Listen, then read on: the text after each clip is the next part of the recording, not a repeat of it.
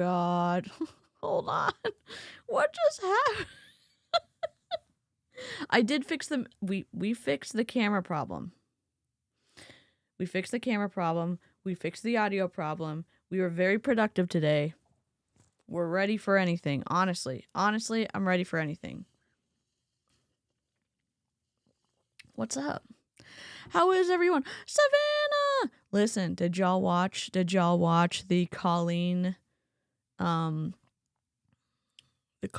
epic video that Savannah just posted? What are you doing with your lives?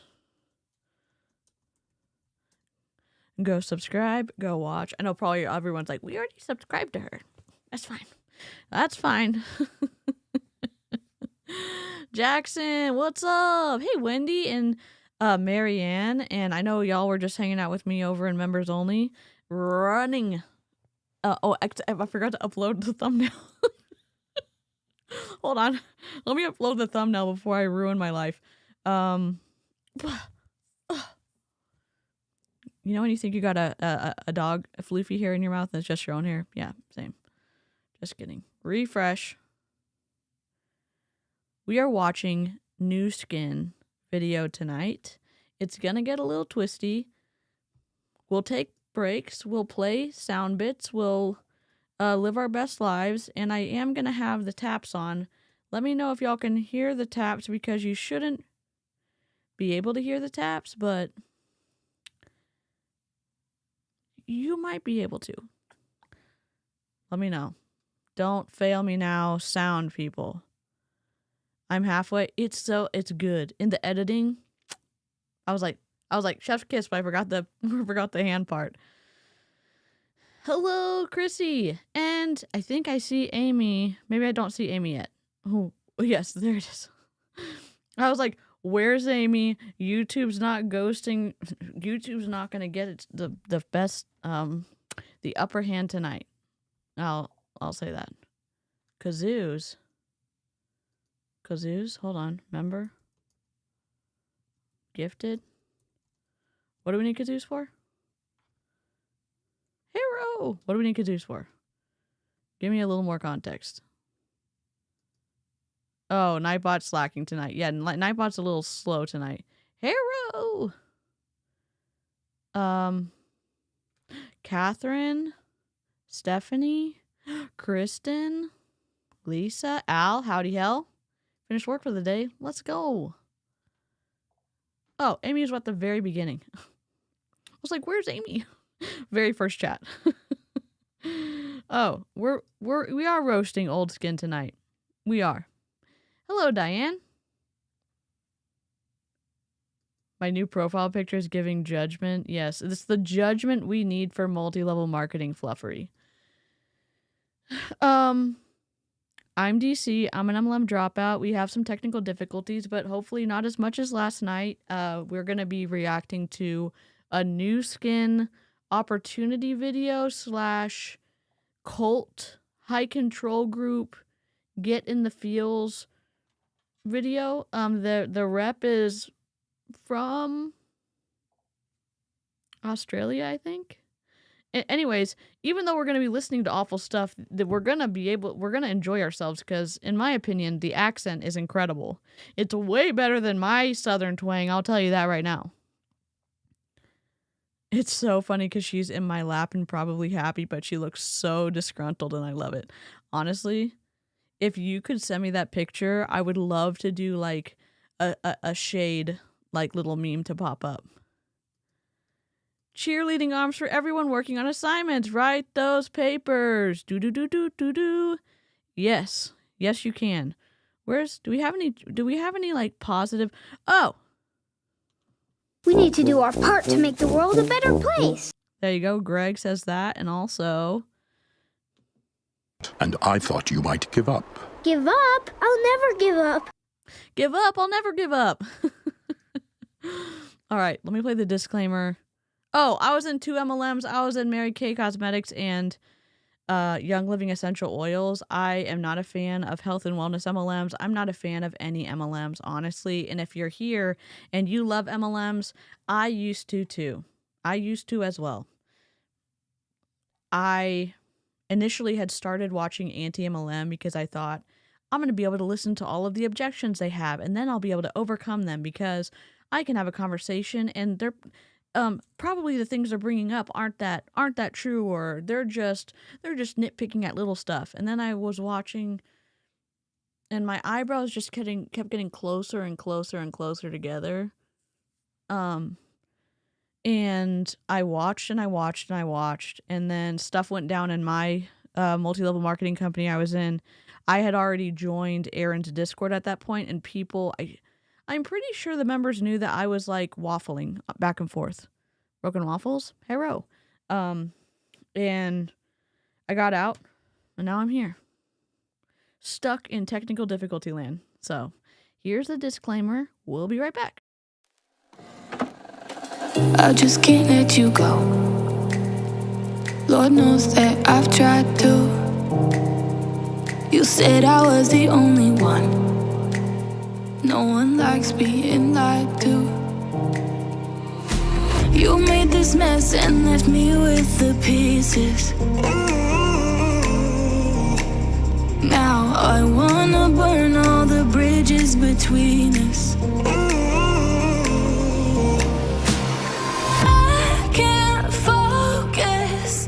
I can't forget. I've been thinking too much lately. I just need to clear my head.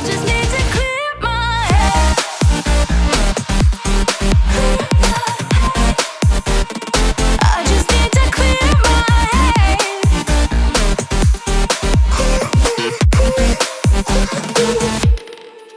I've been stuck on your memory, but it's not like I need it.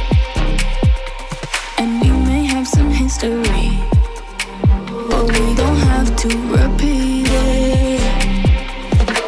You made this mess and left me with the pieces. Now I'm gonna burn all the bridges between us. I can't focus. Hello. Oh my god, yes. Thank you for noticing. Stephanie said, OMG, the snail has a little scarf. Yes. Indeed. Indeed it does. Also, the little,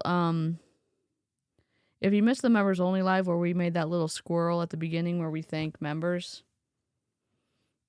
it did not look like that to start out with, and we put a little scarf on that one too. So, got my mint green noise canceling headphones on to drown out the spouse and offspring playing video games. Let's go. I shared the full picture of my profile picture and a couple of others on my cats. You're incredible. I can't wait. I can't wait. I cannot wait. As a reminder, I guess I can cuss now. Fuck is fine, fuck you is not. Except Ed Milet. Sir, you know what you did. You know what you did. You know what you did. Also, Kevin Tinter, I hope kazoos are played at every single event you go to, and you are constantly irritated as you would be stepping on a Lego. Okay. We're gonna start the video right now. Maybe? I don't have a description in the video because I ran out of time. Normally, I'd say normally I'm not flying by the seat of my pants, but like, kind of am. I kind of am. Although we did schedule out this week. We have a few things going on. The Trio of Terror is going to infiltrate my stream. We're not sure the date yet, but I've got lots of content already scheduled. The dates, the times may change. So, let me go here. We have the live chat. The live chat has taken out, wrong one. The live chat has taken out, what do we take out? 3 minutes, almost 4 minutes of pauses. So let's go. I did not choose the video quality on this. I also hope they press present. This is, I think the concept of this video is I make a shit ton of money in new skin and I get to go be the hero in other countries because I have a shit ton of money and I can give part of that away and that makes me feel good. I could be wrong. I'm not sure. So, somebody from New Skin, this is a Jeter saying this, somebody from New Skin told me that she doesn't say the name of her MLM because it prevents knockoffs of their product. Okay. Okay. Did you know that if you soak a raisin in grape juice, it turns into a grape? It's a rock fact! We play rock facts because rock facts are incorrect, and we're going to play them every time someone gets science wrong on the stream. So, oh, look, performative saviorism. Yes. Yes, yes, yes, yes. Let's go. Let's go. Reese is helping me with sound shit, so we're going to do our best to do our worst. And I hopefully will be able to figure it out to make it an easier time to... I think I've got it down. I have to do a test stream. So I have to do a test stream to make sure it works. Do-do-do-do-do-do. Charge. All right, let's go. Buckle up. If anything feels like it's potentially going to slime you at any point, pop out of the stream. Will I ask you to like the stream before you leave? If you want to, you totally can. I don't love odd numbers. We're on 29 right now, so rip. Oh, and also, it's okay. We don't even know where our counter is. That's all right. That's okay. We're trying to get to 100 likes before the stream ends, and we're ready to go in 3. What? 3, 2, 1. What just happened? Something's amok. Amok. All right, here we go. By just sharing your story with us, please. Thank you. Thank you so much, Susie. A lovely introduction. And I am so delighted to be here to share my story. Yes, so Pauline Truman, and I live in Australia, in Brisbane, Australia. I am actually from New Zealand. I'm a Kiwi like Nina. And Nina is one of my dear friends. So thank you, Nina, for introducing. Sorry, please hold. I apologize. The cuts are because we took out like 479 pauses. I also take a lot of pauses out from my content as well, so that's why it's cut. If you're gonna be like, oh my god, you're gonna take it out of context. Listen, we don't have all night. Sometimes we do, but we don't tonight, all right? We just got shit to do. Me and Susie. So I was introduced to New Skin 20 years ago when I was pregnant with my 4th child. I desperately wanted to stay at home. I desperately wanted to be the mum, and I wanted to be... Why did I do this? Does anybody know what New Skin is? Other than it's a multi-level marketing company. Because it might be helpful to start there. I want to be clear. I talk about anti-cult, anti-scam, anti-multi-level marketing. Basically, if you're coercing someone and if you are participating in control tactics, I'm not about it, and we cover it on my channel. So if you want to know what New Skin is, I guess we should talk about it even if you don't want to know what New Skin is, because someone's going to watch and they're not going to know. They're going to be like, I don't know what's happening. New Skin is a multi-level marketing company that sells skincare, personal care, wellness, anti-aging products. They were founded in the multi-level capital of the world, Utah. I guess Provo, Utah. But anyways, founded in 1984, New Skin operates in over 50 markets worldwide and often markets its products with claims about scientific innovation and anti-aging bullshit. Oh, wait, it doesn't say that. Anti-aging benefits. Product lines, they have skincare and anti-aging products, facial treatments, serums, cleansers. They've got nutritional supplements under the Pharmanex brand. Beauty devices like the Age Lock line, marketed as enhancing skincare routines. They use the direct selling and multi-level marketing model where independent distributors sell products and recruit others to join the business. Distributors earn commissions on their sales and the sales of their recruits. Critics argue that the business structure often benefits those at the top of the recruiting chain more than the majority of the sellers. What is that? It's a triangular prism scheme.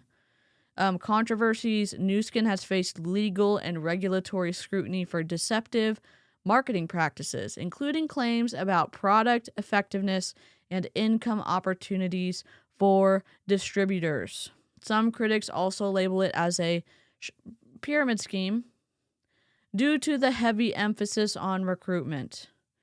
Some, on the positive side, some people really like the products. They feel loyal to the brand, and there's a perception of quality. That's as fair as I can be. I don't know. I wouldn't join an MLM anymore. I definitely wouldn't join Nu Skin.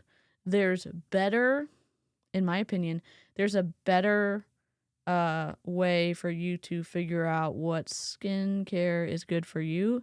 Maybe after a conversation with your dermatologist, or I don't know. If you can't go to the dermatologist, there's a lot of dermatologists on the internet trying to help solve some problems for people who don't have access to doctors because they may not have health insurance. So I don't know. I wouldn't join an MLM, honestly, but here we are. It's in Australia too. Yep. Let me see what countries they're in.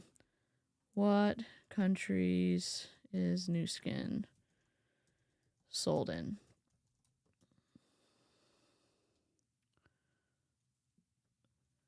North America, United States, Canada, Mexico, Europe, Austria, Belgium, Czech Republic, Denmark, Finland, France, Germany, Hungary, Ireland, Italy, Netherlands, Norway, Poland, Portugal, Spain, Sweden, Switzerland, the United Kingdom, Asia and the Pacific, Australia, Hong Kong, Indonesia, Japan, Korea, Malaysia, New Zealand, Philippines, Singapore, Taiwan, Thailand, Vietnam, and China. China, it's sold under a different business model to comply with local laws. Don't get me started. Latin America, Argentina, Brazil, Chile, Colombia, Costa Rica, Guatemala, Panama, and Peru. And they are sold in Africa and the Middle East, South Africa, and Israel. So, and Nu Skin adapts its offerings based on regulatory shit in regulatory and cultural demands and stuff like that. So, as many companies do. Able to do everything. I needed to earn money, but I also had children that were in high school, which is senior school, right down to this baby, and I really needed flexibility. So I was really desperately looking for a way to work from home around my children. Nu Skin was not something that I was very interested in. Even though I loved the products, I'd had a great result with my skin. I had been told by a plastic surgeon or a cosmetic doctor that I would need a facelift before I was 35, and I was 30 at the time. I had terrible sun damaged skin. So Nu Skin had changed my skin. So I love the products, but I could never imagine myself selling them because, as you said, I had no confidence and I was quite shy. And the thought of network marketing was just too horrible for words. I was very desperate to find a way to work around this little baby. So I unwillingly or reluctantly started sharing the products of people that I knew. And to my amazement, people loved them as much as I did. Back then, there was no social media. It was all face-to-face. I did lots of demos and I managed to grow a nice little business, but I had to get my head over network marketing, over my hatred of network marketing. So I actually studied and read and asked questions for a period of time. And I came to the conclusion that network marketing actually was the fairest form of commerce. It allowed anyone to start a multi-million-dollar business with very little capital. Doesn't matter what age. The fairest business model? Ma'am?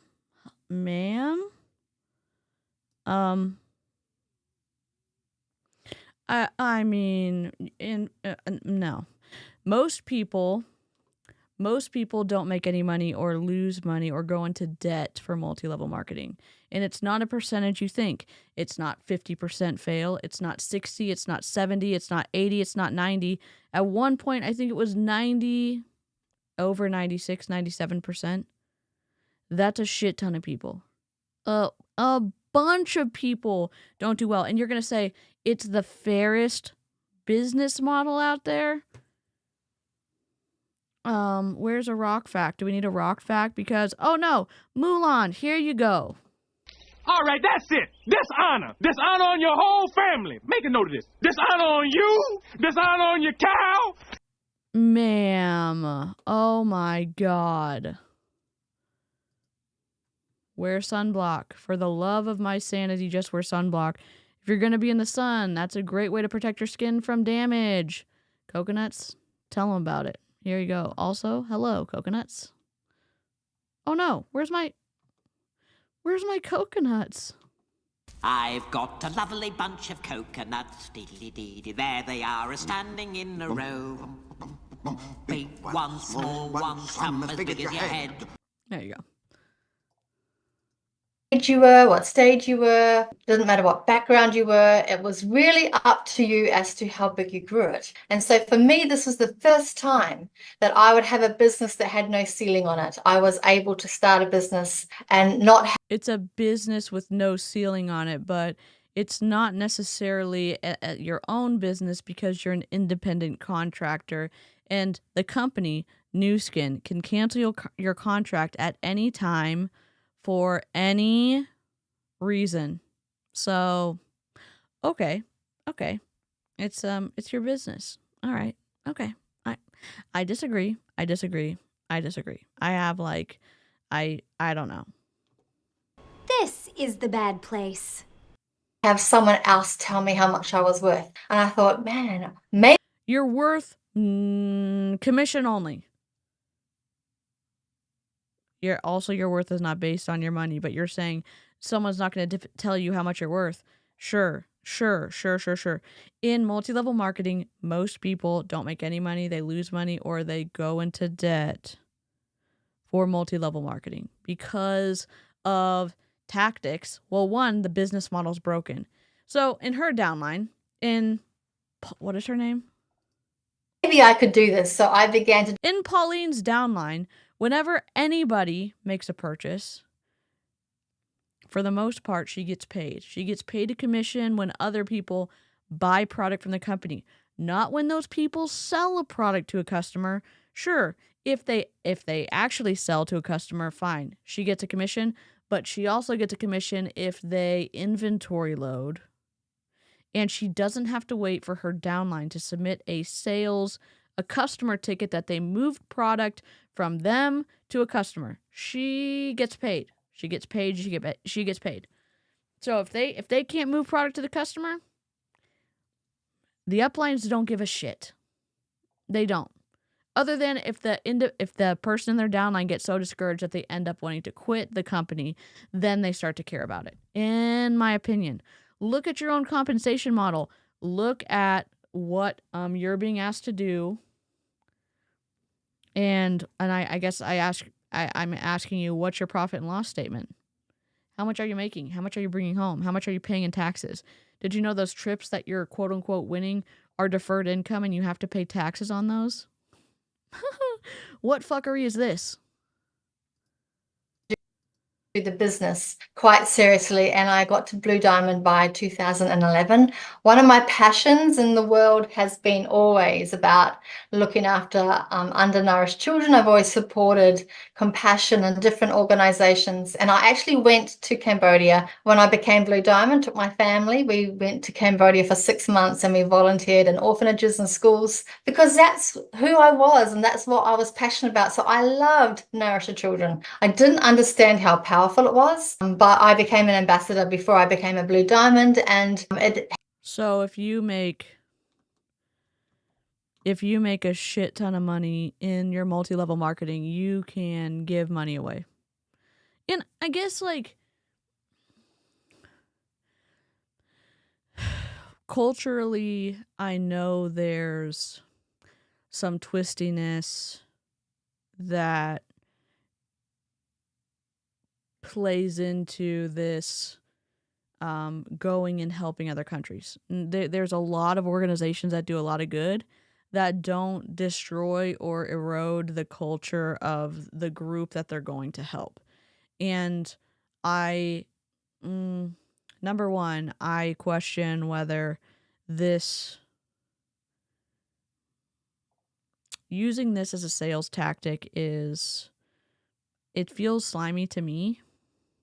I know it's probably encouraging to other people.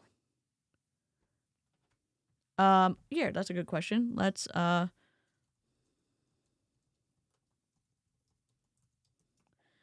the ranks in New Skin, entry level, distributor. There's no requirements to be a distributor. There's an associate. It's the first promotion. You just make some sales and you rank up. And I don't think it involves any recruiting. There's a brand representative. It's a significant step where distributors begin to build their team. They have to achieve a specific personal sales volume, and they have to build a group sales volume from team sales. After that, leadership ranks are executives and executive brand partner, EBP. It's a higher personal sales volume, meaning a higher, like their first line and them have to order a larger amount, and the team volume requirement is bigger too, and they have to meet those consistently. There's bronze, silver, and gold executives, and then there's ruby, diamond, and emerald and diamond executives. So think about this. You have distributor 1, associate 2, brand representative 3. So those are 3. 4, 5, 6, bronze, silver, gold. 7, 8, 9, ruby, emerald, diamond. 10, blue diamond executive. Top tier rank representing significant team growth and leadership. They have to maintain several qualifying executive legs. And then after that is team elite. So she is one rank away from the very, very, very top of the company. And this video is from this year. So she's big time. Hello, Jessica. I think it's interesting how none of these MLMs reward people for longevity. Yep. 1984, that's as old as my spouse. I mean, what do y'all think? Welcome back, Reese. What do y'all think about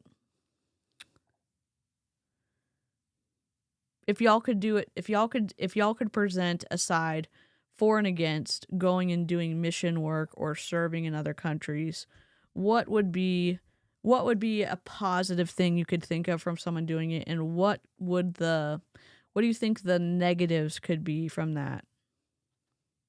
I don't know.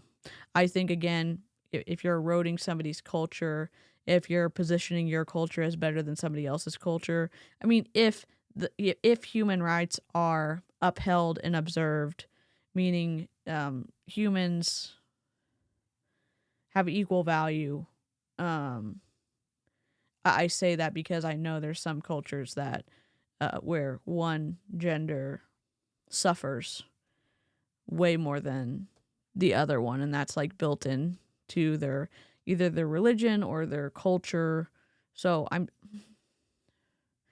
talking about if it's healthy, where one gender or groups of people are not harmed. What do you think? What do you think can be the negatives and the positives? Super Cyan Supreme Diamond.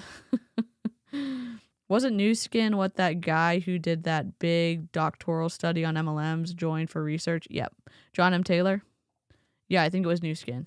Also, we've looked at a guy who's Tim Sales was a New Skin. I don't know. Replay crew, let me know what you think.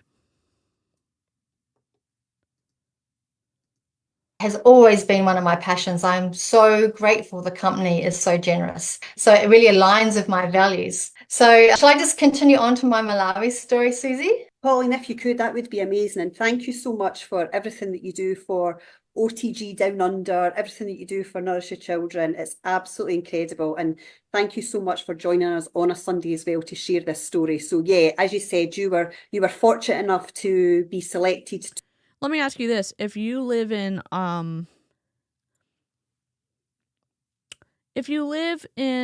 near Brisbane, what are the tax relief? What's the tax benefits of donating to charity organizations? Do you get a tax break for that? Also, if y'all want to take pity and like the stream, I'm open to it. The stream goat also would be open to it, but I don't know. The stream goat is not working right now, so we'll just go back. How does the company align with her values? Did they sponsor her charity trips? I think they gave her a lot of money. I think that's the value alignment. Although they were founded in Utah, I can guess that they are potentially Mormon, or the founder was Mormon, and there's some religious foundation built into the new skin model. Scottish accent is strong. It's tax refundable here. Annual tax return. Okay. With your annual tax return. Okay. So she's benefiting from doing this kind of charity work. I think it would be one thing for me to feel differently about multi-level marketing people giving back and then not writing it off on their taxes. Like, I'm doing it and I hope it's more credible because I'm not taking a tax break for it. I don't know. Hey, Jen. Clocka, hero. Stream has been licked. Broken waffles. Welcome. Welcome. Right, hold it there. What? Allow me to introduce myself. I'm Inspector Fox of the Light Entertainment Police Comedy Division Special Flying Squad. Also, for you. Do you like waffles? To go down to Malawi and actually see what was happening there. But of course, you did go a couple of days before and saw something else as well. So I'd love for you to share all of that with them. Absolutely. My story is a little bit unique because most of us, we when we're asked to go, it's an amazing honor, and it's been the highlight of my new skin career. But I booked my tickets to go. I had quite a big team in Cape Town in South Africa, so I had a 4-day stop over there, jam-packed full of meetings, and then I was going to go up and meet the new skin group in Malawi. So nothing happens by accident. There's never a coincidence. There's never a mistake. I always know that. Nothing happens by accident. Oh, things happen by ill intent. Are you? What do you mean nothing's a mistake? You know what's a mistake? Doing evil shit to other people. That's a mistake. That's a mistake. When people say this, like, oh my God, everything happens for a reason. No. Crime against other humans. Mistake.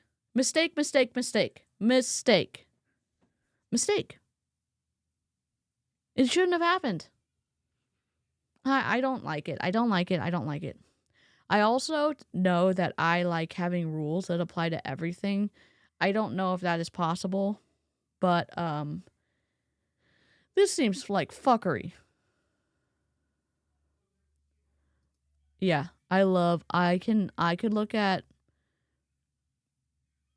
twisty church stuff all day long.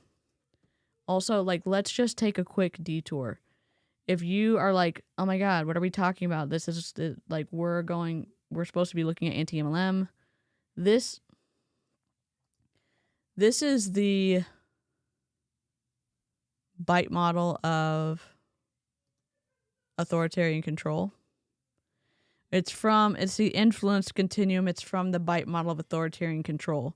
So if you're looking at influence being everywhere, you have constructive side, you have the destructive side. And when you're in a twisty situation, which happens with multi-level marketing because it could be classified as a commercial cult or a high control group in the commercial sector, you look at individuals, you look at leaders, you look at organizations, and you start saying to yourself, do I see some of these traits in the organization I belong to?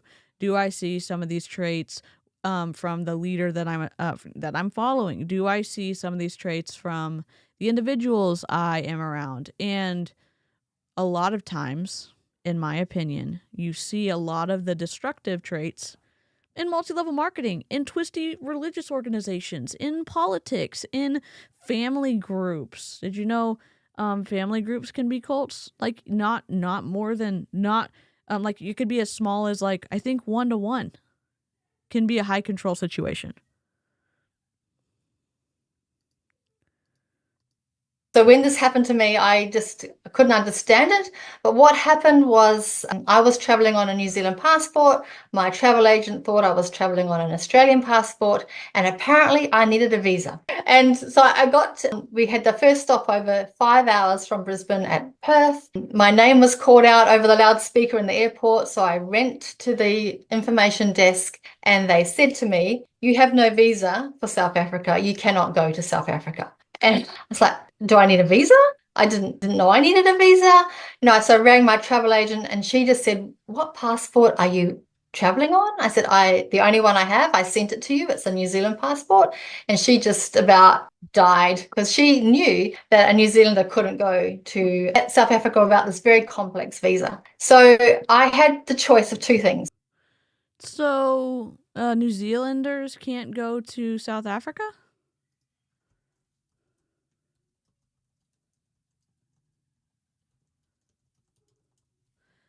I'm wondering. I don't not I believe her. I'm just I don't know. Like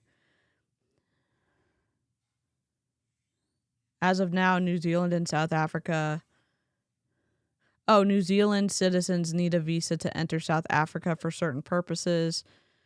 Ensure that you check the latest visa requirements.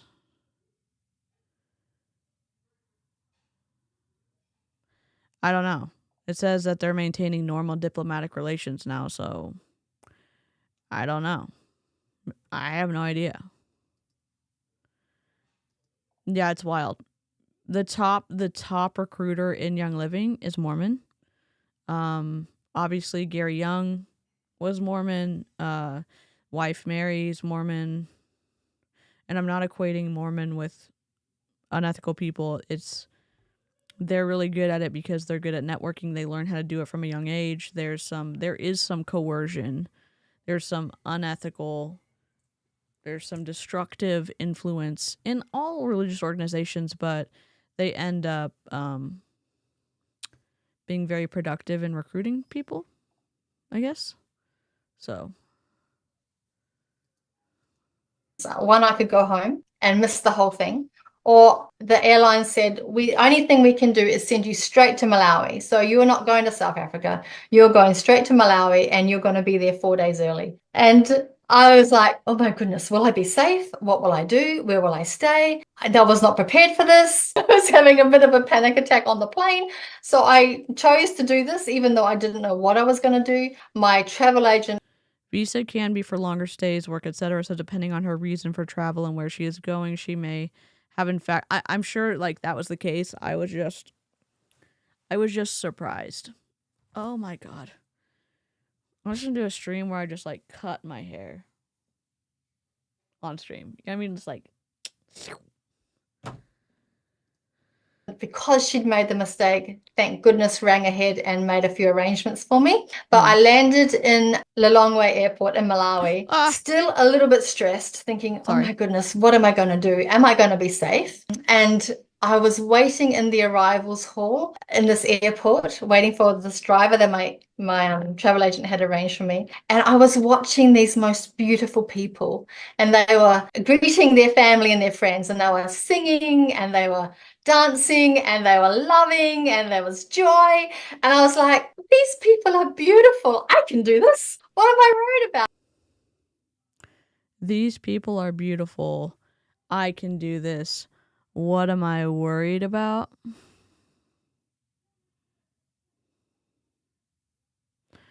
To be fair, I'm nervous when I go into a new building. So I don't enjoy the unexpected. I don't enjoy the unknown. It gets twisty when you're talking about a group of people and you put their goodness or badness on how comfortable you feel in their presence. That gets in the twisty realm for me. I don't like it.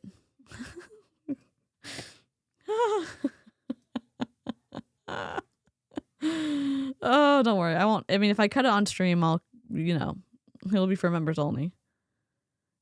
It has to do with the MLM because her MLM made her filthy rich. And because she has good intention, she got to get more money. And now she gets to give money away and help poorer, less privileged individuals than her. And she, albeit, was nervous when she first traveled to Malawi, but because they were happy and singing and she accepted them, they became good in her mind, and she now feels good about giving them her money. Is that, did I snark nose that right? I don't know. And yes, a woman traveling alone can be an anxiety inducing no matter where you're going. Correct. Agree. I needed a visa to get into the Côte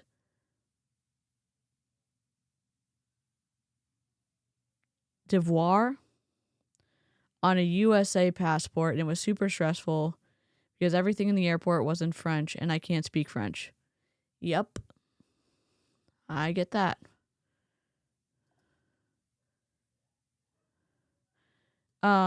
She arrived early to Malawi because she wasn't allowed to go to South Africa because her travel agent fucked her over accidentally because she was supposed to have a visa as a New Zealand resident to get into South Africa at the time. And so instead of sending her to New Zealand instead of sending her to South Africa with the rest of her traveling party, they put her straight to Malawi. If we're following this squirrel trail. These people are just like the Cambodians, because I'd lived in Cambodia for 6 months and I was. These people are just like Cambodians. Oh my.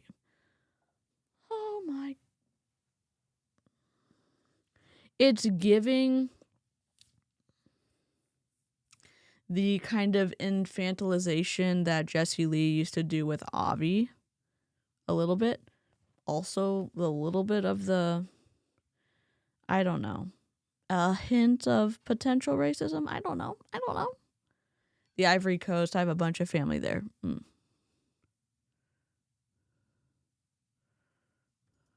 Was like, there's nothing to be afraid of. Now, my really amazing upline, Graham Park, had said to me, "You stay in the hotel. Don't move. Don't leave." I was like, maybe.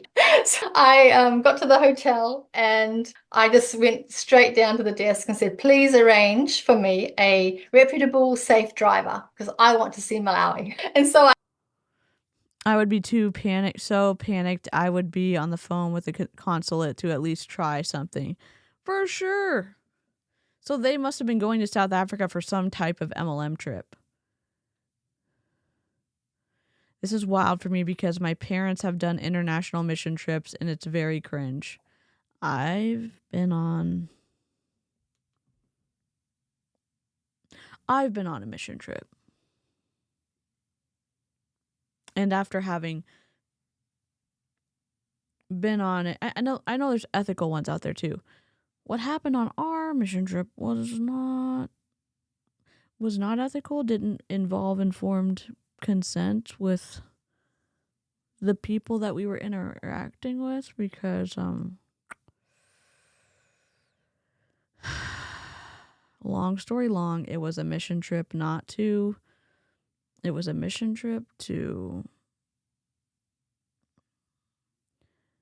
Sheffield, England.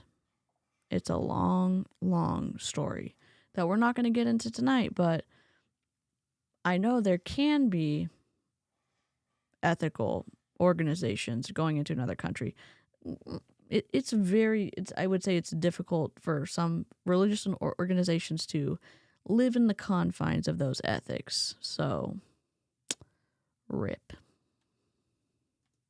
I got this lovely driver. His name was Joseph. He became my new best friend in Malawi, and he was my driver for 4 days. The 4 days. Now, one of my team members from Cape Town flew up as well, so that I wouldn't be on my own, and it worked out to be amazing. So you messed up with your travel agent, and you had to go to Malawi early, and then one of your team members took the financial hit to fly to Malawi early so you wouldn't be alone, even though it was your mistake.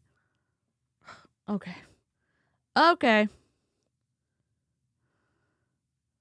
Interesting, Amy. What exactly are you doing on a mission trip?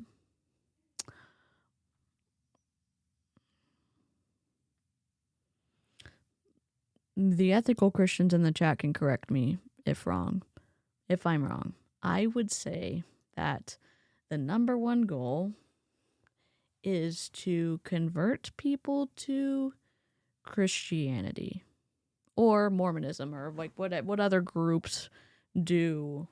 I'm sure there's other religious organizations that do mission work.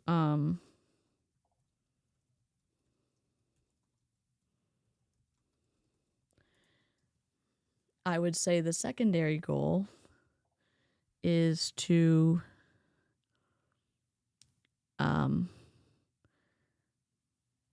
so evangelism, then discipling those people that they converted to Christ, then one of those, there's an aspect if you're in a country with humanitarian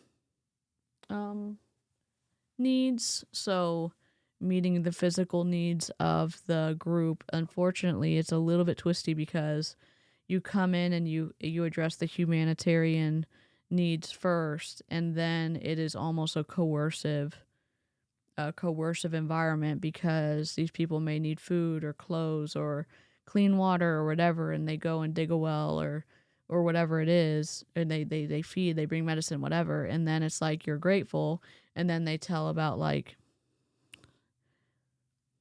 Christ's perfect love and stuff like that. There's another aspect of like cultural exchange, relationship building, supporting local churches in the area. There can be an aspect of advocating for like social injustice, like addressing social injustice and advocating for like marginalized populations. But again, it ends up, in my opinion, it's very delicate to do in a way that doesn't erode the culture that you are inserting yourself into. Again, one of the challenges, cultural sensitivity. Some models, the people that you go in to help, they become dependent on the missionaries coming in, and it leaves them worse than they were when the missionaries got there because the missionaries end up leaving. In my mind, and I could be wrong, sometimes the organizations doing the mission work are not there because, of genuine love or desire to serve people or whatever.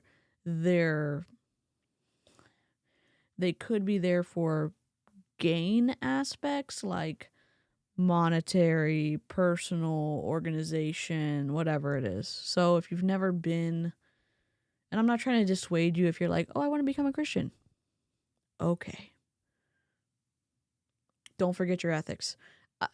I would say that with any organization. If you're, I'd hope that the agnostics in the chat are ethical. I'd hope the atheists in the chat are ethical. I'd hope the Christians in the chat are ethical. I hope, the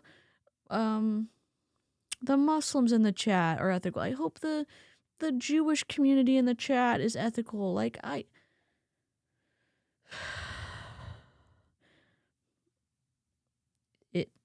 I'm just saying it can get twisty. Informed consent is an issue. And you can erode a culture if you're not careful. This hun isn't giving me mission work. She's giving me 2 missionaries that snuck into my university and tried to kidnap me. Using charity as an excuse for your dirty deeds is disgusting. Wait. Did 2 missionaries sneak into your university and try to kidnap you?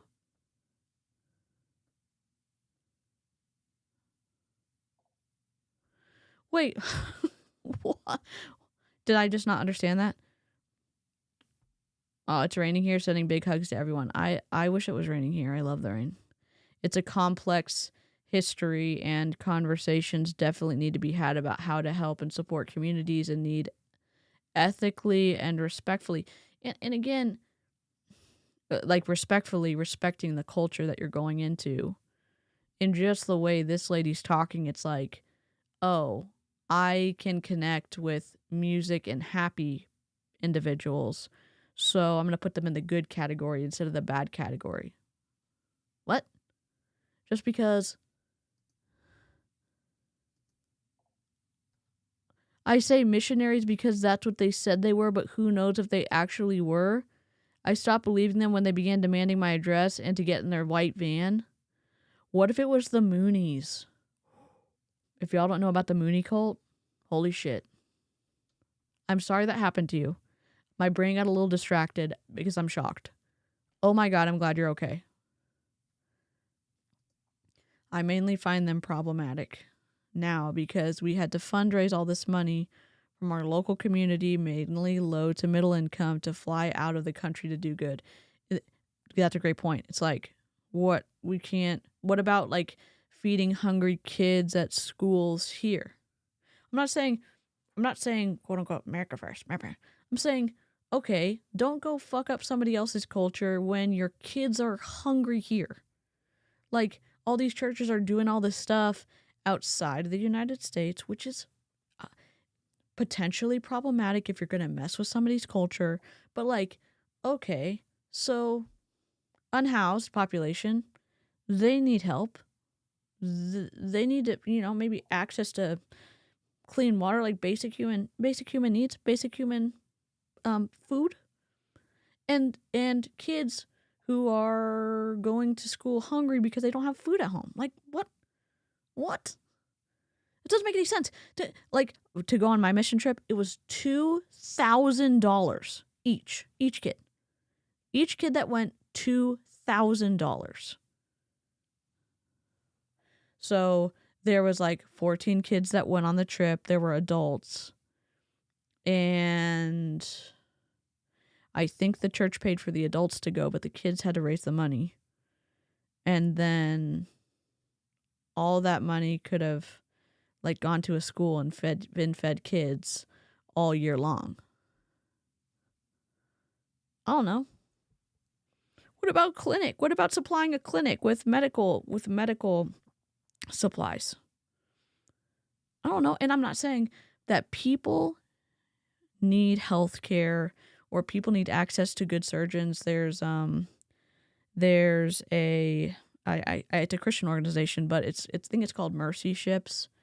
And they go perform surgeries. Like, doctors will give up their time to go, and they do life-saving surgeries in countries that need help.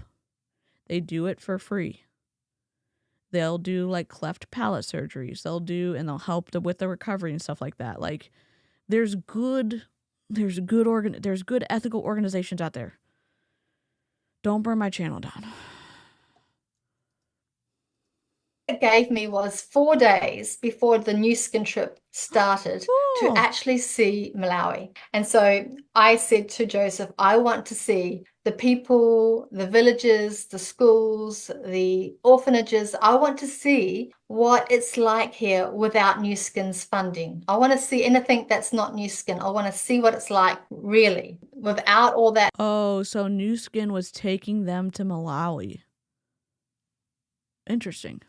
help. And so the first day Moira arrived, so we went to the airport. I was standing on this veranda looking down on the tarmac, waiting for Moira to come off. And there was these two girls there that looked a bit like me. So I went up to them and I said, If you're wondering what the hell's going on, Nu Skin often organizes trips and initiatives as part of its corporate social responsibility programs, particularly under its Nourish the Children initiative and its Force for Good Foundation. These trips focus on supporting communities in need with an emphasis on providing nutrition, education, and resources for children. The Nourish the Children initiatives are in Malawi. Nu Skin has partnered with organizations to combat malnutrition in countries like Malawi by distributing Vitameal. Wait, what? What is Vitameal? A nutrient-rich food product. God. Distributors and employees may visit to witness the impact of these efforts firsthand, helping distribute meals and engage with local communities.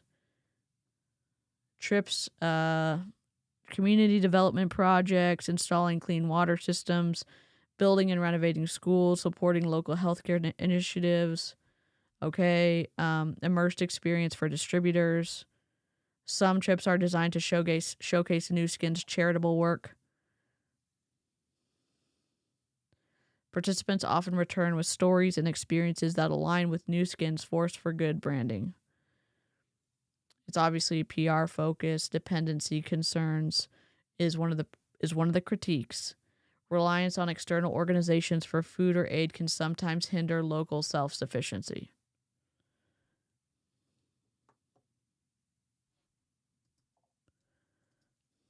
hi, what are you girls doing here in Malawi? And they said, oh, we're from Canada and we volunteer in an orphanage. I said, oh, that's amazing. And they said, what are you doing here? And I said, oh, I've been so lucky. I've come to look and review our projects that we have here in Malawi with the group from the business that I work with. And they said, oh, what projects are they? And I said, oh, you probably haven't heard of them, but one is Nourish the Children. And they just went, tell everyone thank you. Say thank you to that company because we feed 400 children every morning with your porridge. And it was one of those goosebump moments. I'm like, wow, that's amazing. And they got their Okay, it's not like Nu Skin Nourish the Children is using a product and distributing it. Vitameal is a nutrient-dense food developed by Nu Skin's Nourish the Children.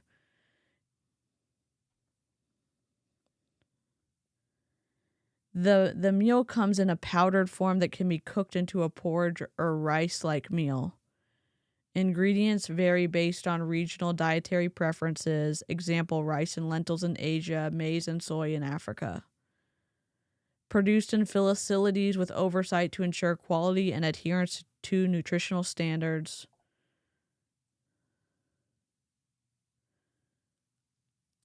There's a donation model. Vitameal is purchased by Nu Skin distributors and customers who can either donate it to malnourished children or use it personally. Partnerships distributed in collaboration with nonprofit organizations and humanitarian groups in regions like Africa, Asia, and Latin America. Focus areas, Malawi, one of the primary recipients, is a key focus for Nu Skin's efforts. Nu Skin has faced scrutiny over whether all Vitameal donations are efficiently utilized and whether they maximize the impact on targeted populations. You don't say. You don't say. I have a little bit of a different perspective on the dependency and stuff like that. If kids are starving, I'm not saying, Nu Skin's the right answer. I'm saying if kids are starving, like, fuck this idea of potentially someone becoming dependent. Like, feed those kids. Let them have clean water. Clean water and food is really impactful on mental health, also, and physical health. Like, what is going on? If it wasn't an MLM, if we didn't see so many issues with behavioral control, information control, thought control, emotional control in these organizations, maybe there wouldn't be this tough feeling that I'm experiencing where it's hard to accept the good the organization is doing because they sure don't give a shit about the distributors in the company. In my opinion, they don't care about the people losing thousands of dollars in their company because, oh boy, they get to do these initiatives in another country when those initiatives are being supported by a broken compensation model. It's like, it's very twisty. It's very slimy. What's up? Howdy, hey. Knowledge? Fuckery is afoot. I'll just say that. We're looking at new skin. We're looking at a second from the top rank distributor, Pauline, who's telling us that she made a crap ton of money and now she gets to go be a part of initiatives that New Skin has in Malawi, where they get to feed starving children and all the other stuff. And they feel really good about that. What kind of business requires you to be a client first? I guess that's a good question. Don't get me wrong, an MRE is as good as you are hungry. That's what my parents would say, U.S. Army. And I liked the crackers, PB, and jam as a kid when we went camping. So when you're hungry, you will accept the food, but I think more nutritional and culturally sensitive option may be more appropriate. Yes.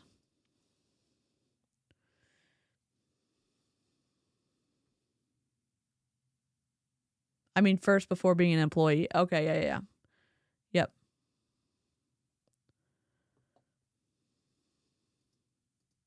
Director who was the owner of the orphanage, and he was this beautiful black as ace of spades man, and he came up and he gave me a big hug and he had a What did she just say? 8:13. I also want to caveat, I'm probably not gonna I'm still learning a bunch of stuff. I'm probably gonna get things wrong. I'm probably gonna miss stuff. So live chat, I'm glad you're here. Replay crew, I'm glad you're here. If I miss something, bring it up in the comment section or bring it up in the live chat, because I'd love to have a civil and respectful conversation where we get to learn and grow together. Please just don't offer to pray for me to silence me because you lost your argument in the comment section, okay? Wow, that's amazing. And they got their director who was the owner of the orphanage, and he was this beautiful black as ace of spades man, and he came up and he gave me a big hug and he had a What does that mean?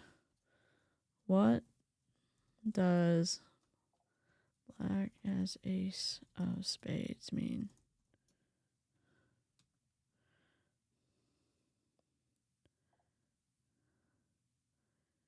The phrase black as ace of spades is a simile used to describe something extremely or completely black. Its meaning and usage are generally straightforward, but there's been some cultural and historical context to consider. There's neutral usage, often used descriptively in literature, conversation, or storytelling without additional implications. Example, her dress was as black as the ace of spades. Historical and cultural sensitivity. In some contexts, the phrase has been used with racial undertones, particularly in older texts or colloquial speech. This can carry a negative connotation if describing a person, making it potentially offensive. Contemporary usage typically avoids this association, focusing on the literal descriptive meaning. Okay.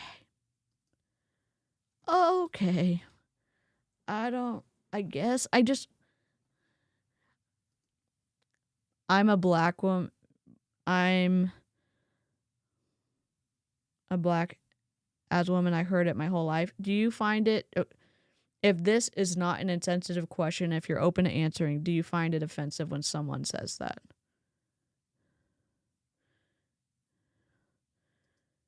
people do get mad when you call them that.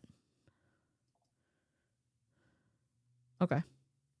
I guess like I thought like it would be offensive. I like learning from people who have who experience it, and I'm sorry you have had to experience that. Photo together, and all you can see is the white smile. He's absolutely gorgeous, and he just said, Oh "Say my thank you." God. All you can see is the white smile. Are you? Oh, but he's gorgeous. It's like it's insult. He's so dark, you can't see any of his features, or she can't see any of his features. But his all you can see is his smile. Oh, but he's so gorgeous. So does that make all the other stuff you said like null and void? Because what? What is happening? This took a turn I was not expecting. Every time, every day. It's like that wasn't on my bingo. That wasn't on my bingo card.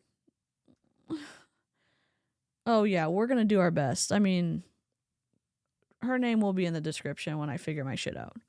I'll fix the description. I'll fix the title at the end of the stream. She's the top of the company.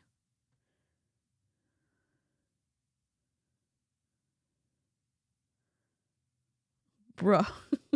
What did I walk into? Fuckery. Literal fuckery is afoot. What's up, Maya? I don't know what's happening.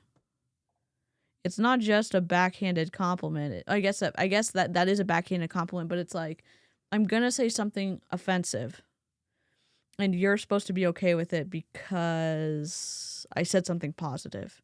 And it's like a lesser positive compliment because there's so many things that take away from what she thinks is beautiful, because you can tell she doesn't think dark skin is beautiful. She doesn't, but I was so like shocked, and it opened my eyes to see somebody that, was this dark but they were beautiful. And it's like, what is, number one, are you listening to the words that are coming out of your mouth right now?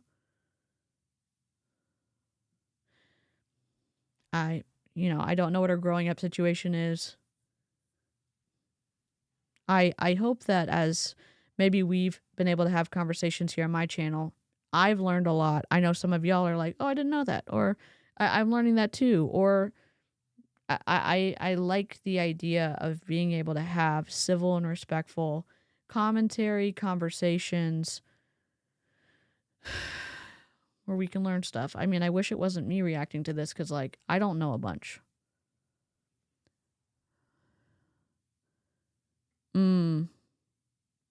Colorism is very strong in the Black community. This is what Knowledge said. I know I was younger. I was very selfish because of my skin color. Colorism is very strong in the Black community.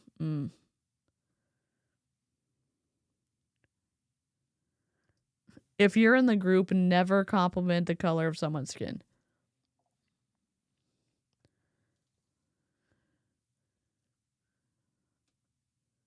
We're overthinking this. She isn't racist, just ignorant. So, like, is that, like, you think she's just ignorant? She's not racist? Could be. I don't know her personally. I would say some of her language gives me, unless you're being, I don't pick up on, like, my reading comprehension is not very good. So if I'm not gonna, I'm taking this seriously, but if it's supposed to be take it some other way than seriously, then like I'm probably gonna miss the message. Sometimes, and sometimes not, but sometimes what you say can reflect something that you believe. Like, your beliefs kind of come out as you speak. And sometimes, the communication, the wires are crossed. I get that. Please see what I said above. Okay, I'm looking. It is racist. Okay. It is ignorant, but that doesn't make it not racist. No, I'm on the I'm thinking that from what I'm listening to, the words you say reflect an infrastructure of how you see the world and how that infrastructure helps you interact with the world. And if we're seeing some of these things that she's saying and listening to her describe people and kind of infantilize them a little bit and use this very muddied way of describing people, like it's very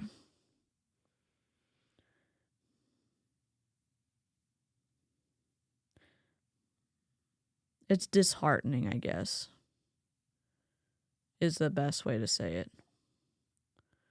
I agree with Amy. She's absolutely out of fucking touch. Thank you. I appreciate that. And I appreciate what you said, because I'm on the same page, but I'm also not somebody with that lived experience. All I can do, I feel like, is learn as much as I can so that I can help advocate and kind of I don't know, I'm like new skin, be a force for good. Be a force against fuckery. That's all. You know? And I'm still learning shit, and I appreciate live chat. Yes, it is an implicit racism internal. It's racist thoughts. I'm not saying that she is racist, but the comment is 100% racist. Amy, you're so good at being detailed and clear, and making your ideas and communication accessible to people. And it's like the way that your intelligence comes through so much, like one with when you're explaining science to us, but I really appreciate that. I appreciate the time that you take to share share with us, because like it's really good, and I appreciate it. Racism is not just what's in your heart, it's also setting your group as the standard and judging others by a standard that they can never live up to. Yes. The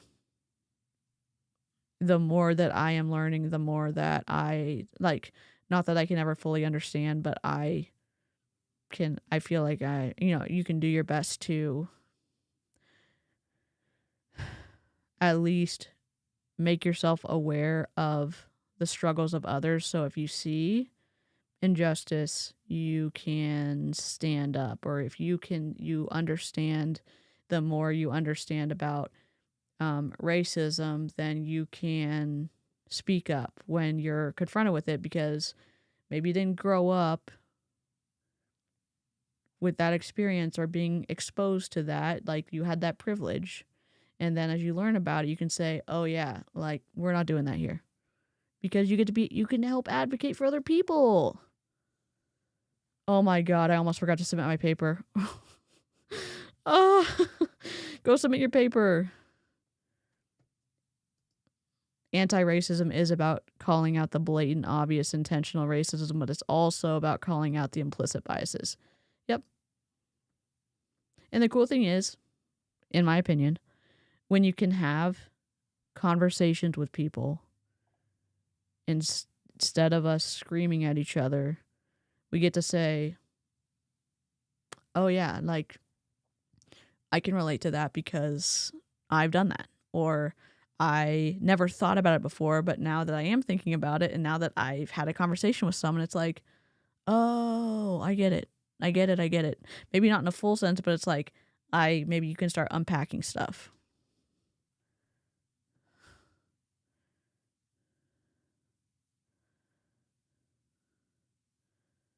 Yeah, drink your water, submit your papers, take your meds, do all the things. I really like the way that Amy said this, though, because it it acknowledges the nuance in very big ticket items, because there's stuff that kind of hits you in the face.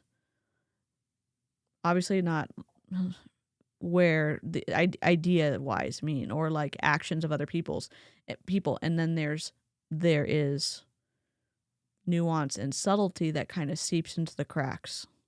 And when you know about it, you can fix the cracks, you know? Anyways, back to the video. Buckle up. Content warning. Fuckery. To the company. Thank you to everyone, because without Nourish the Children, we couldn't feed our children, and our children are doing really well because of your porridge. So I was like, oh, that's amazing. So and then we began our tour of Malawi. Moira was there, and we went to the first orphanage we decided to go to. We went to a supermarket first, and we filled the car up with nappies and balls and clothes and whatever we could find. We filled Joseph's car right to the brim, closing the boot. It was full, and we went to the orphanage. Now, and this is a non-new skin orphanage. It was an average size building made of mud, and the floor was concrete. Outside, the building was dust and dirt, like this thick. It was just thick dirt, dust. There was nowhere for the children to play. Like, there was not a playground. It was just rocks, messy, dirty. We went inside the building. There's around about... Yes, Sparrow. I guess I need to figure that out, because yeah, we're not doing bomb party tonight. I'm gonna have to find like a purple filter for Sparrow, I guess. Something amazing, I guess. Oh my God, stop. 60 children in this room, and about 3 adults. So the first thing that really happened was that they swamped us. They just around us, around our legs, and just everywhere we went, they were clinging to us. They were chasing, they were following us. They wanted to sit on our knee. Both Moira and I came out with bruises all up our arms and our legs, because the children had fought to be on our laps.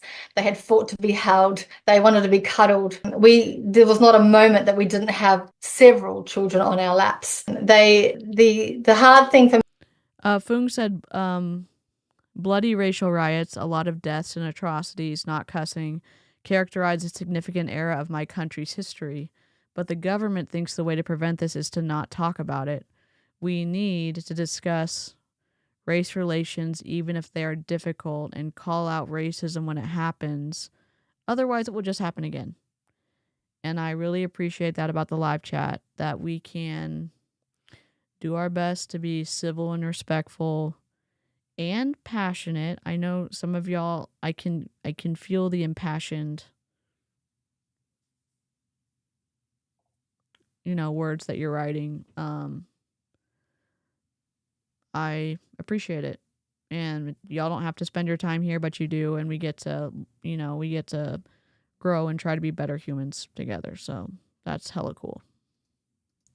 Me was the floor was such a dirty place. Like, there was these children, there's body excrement coming from every, they were dirty. They were very dirty. They had noses that were running. They didn't have nappies. They were dirty. The floor was filthy. And what I noticed, I looked around the room, and there was around about, I think, 7, 8, 9 children that were just lying on the floor in different places, because Ov said, my godparents were dark-skinned Black Zulu South Africans, and I'm white.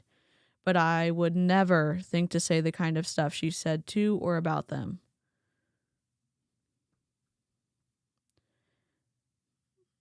Yeah.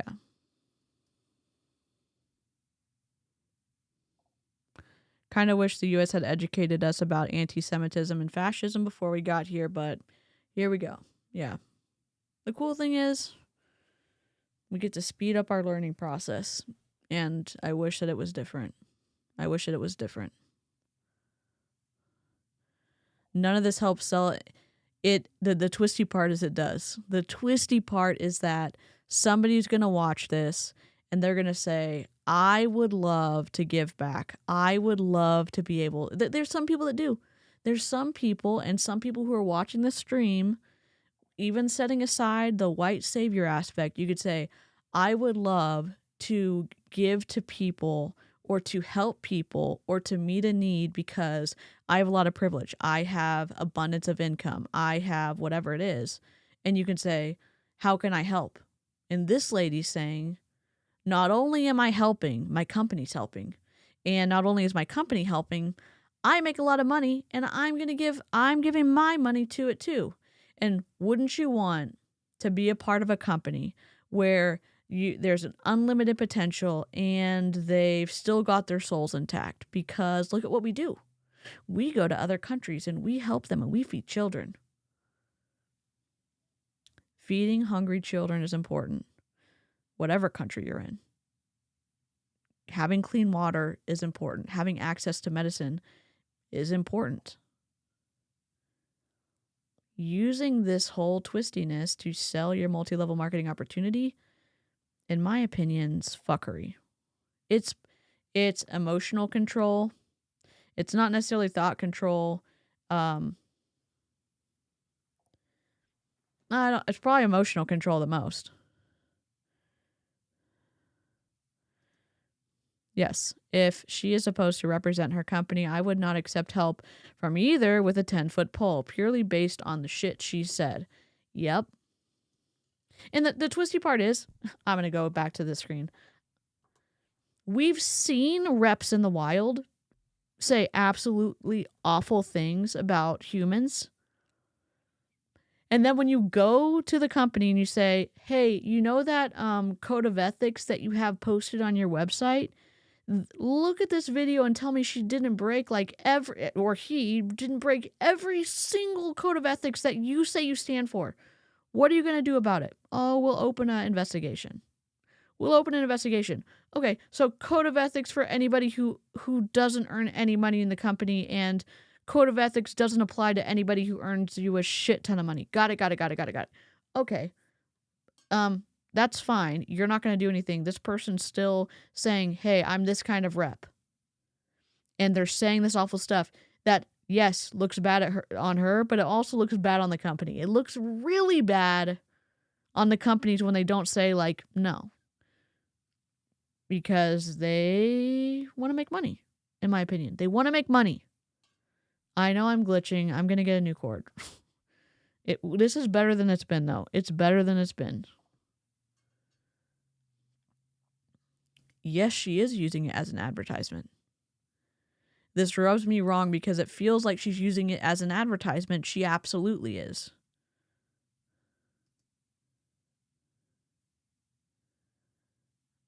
Okay, interesting.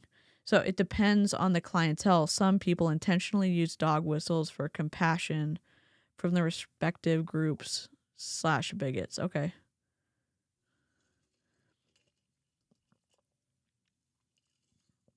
She's talking about how all those kids were dirty, but I think she's the one that's being gross right now. Yeah.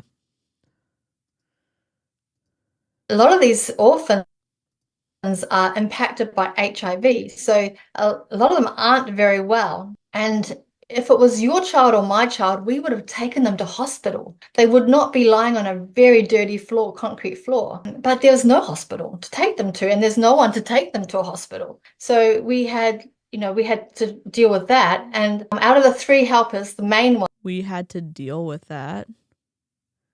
What do you mean? What does that mean? What do you mean?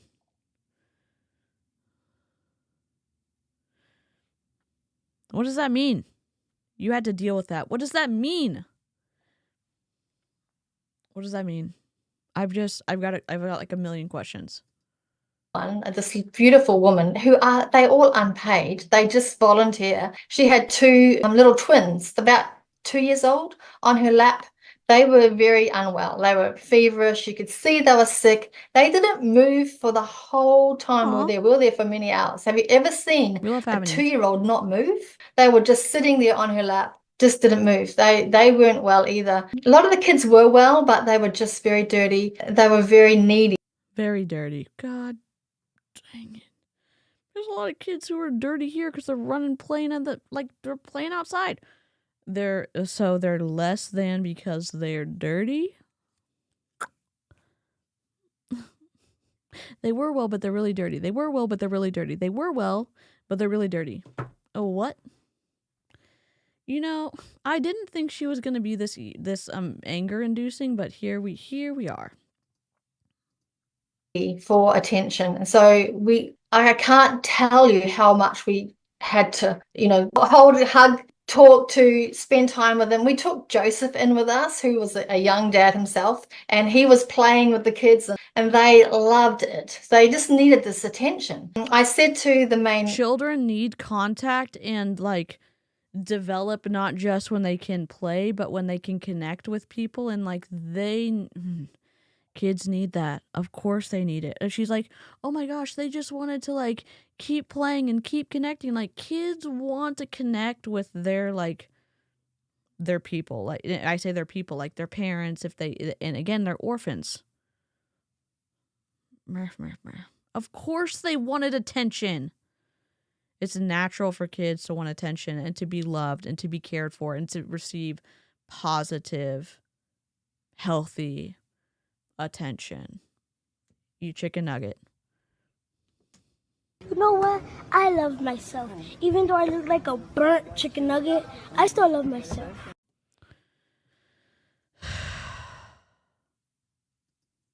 Lady who was looking after them. I said, what do you feed the children? And she said, we can just give them what the well wishers from the village will give us. In other words, we don't know what we're going to feed them next. We're waiting for someone to bring us some more food. And I said, where do they sleep? And she said, we have 4 mattresses we pull out and they all lie on 4 mattresses. So there's 60 children who all share 4 mattresses. There was no toys. There was no equipment. There was maybe 4 or 5 chairs and tables in one corner. There was nothing. There was nowhere to play outside. There was nothing to do inside.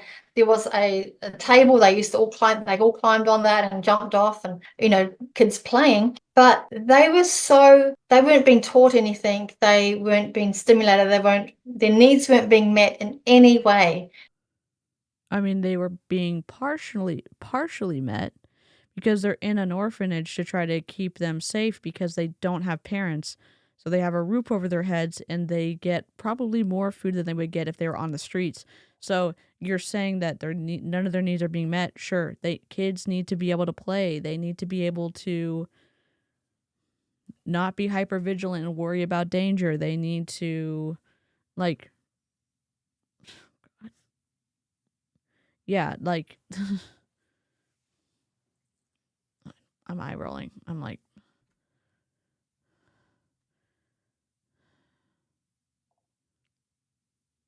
she's coming across as super judgmental. I think she's out of touch with potentially what goes on in the world. I don't know. Emotionally, mentally, physically, in any way, their needs were not being met, and wouldn't getting food from the town be part of the physical needs being met, or no? I'm confused, and I hope that it would be ideal if all orphanages would be fully staffed, would have beds for all the kids, would be able to have food and clean water and access to medical care and access to education. That would be ideal.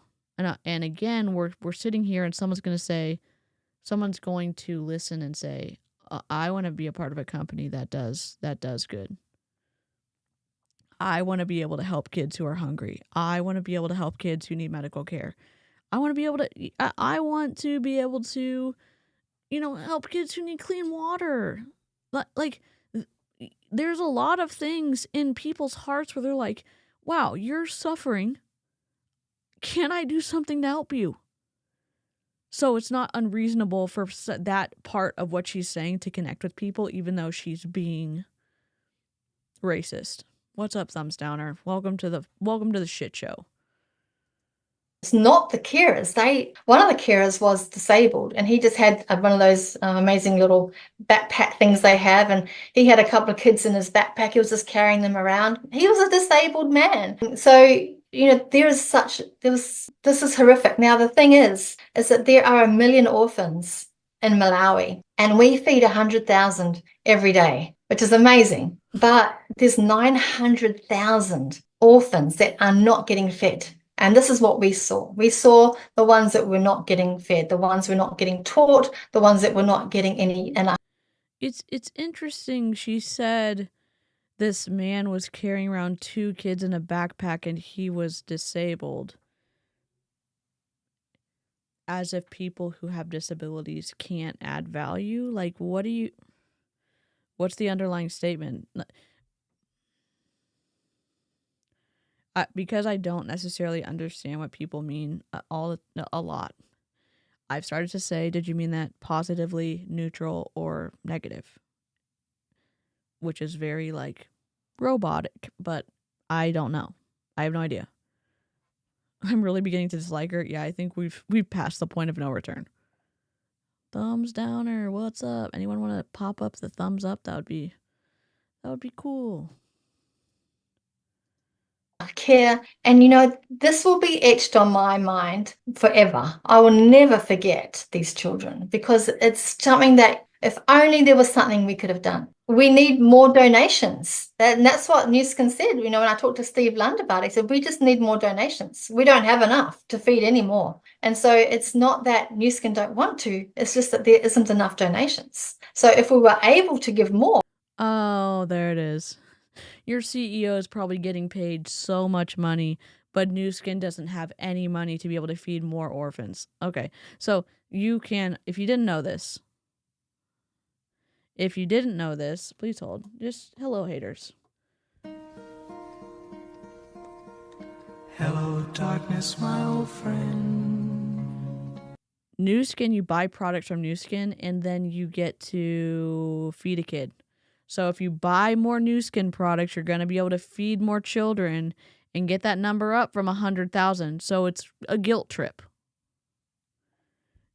We can't feed anymore unless you buy our multi-level marketing product. Great. I'm being sarcastic. How many times playing the chicken nugget soundbite is too much for a live stream? That is emotional control. It's partly information control because you're giving limited information about how Newskin can donate money. And yes, this is the influence continuum. This is healthy or destructive influence. And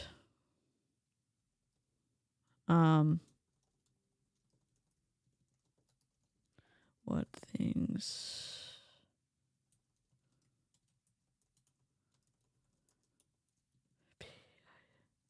I'm trying to give you some examples of behavioral control, information control, thought control, emotional control. So behavior control, regulating the individual's behavior. We get that. Control over time, financial exploitation, dependency, pressure to donate money. So yeah, this is behavior control. Pressure to donate money. Work without fair compensation or participate in fundraising. Hello, this whole call so far. Restricted access to information, deceptive information. This call right here.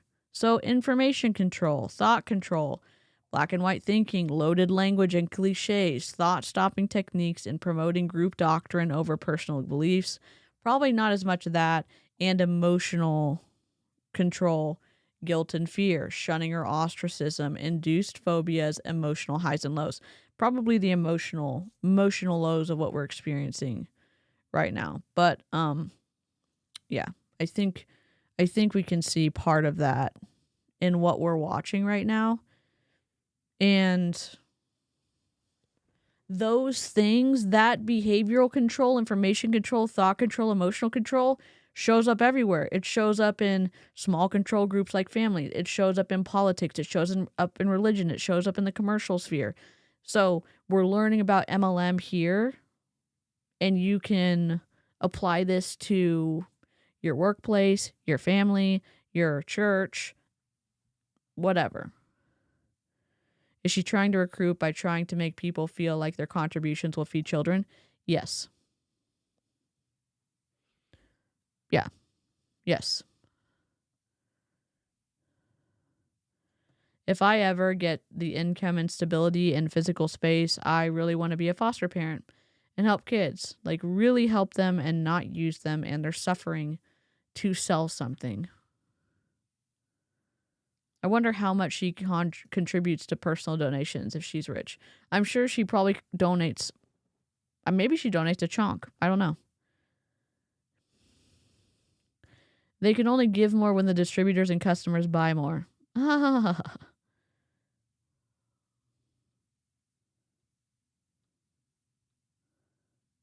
Oh my God. I don't know. There's still another 900,000 orphans in Malawi itself that need this care. And so the contrast of that. So we went the length and breadth of Malawi and we saw villages and we saw the way they lived. It's very go back in time. And anyone from Africa on this call, no, you go back in time to Malawi. It's amazing how backward it is. But at the same time, the people. How backward it is?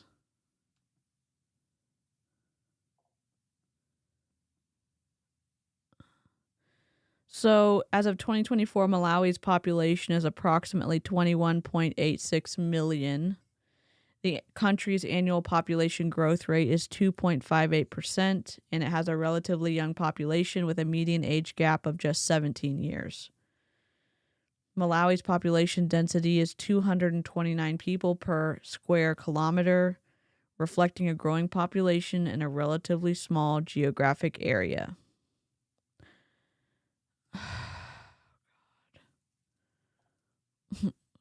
I wasn't prepared for this. I'm sorry. Like, I didn't think she was. I thought she was going to be like, I went on a mission trip and you should buy new skin. I thought that's what it was going to be, but it wasn't. Are beautiful and they don't deserve this, and they haven't done anything to deserve this. The contrast for me going to the new skin orphanages and schools was like day and night. It was so different. So oh, you chicken nugget. You know what? Holy mother forking shirt balls.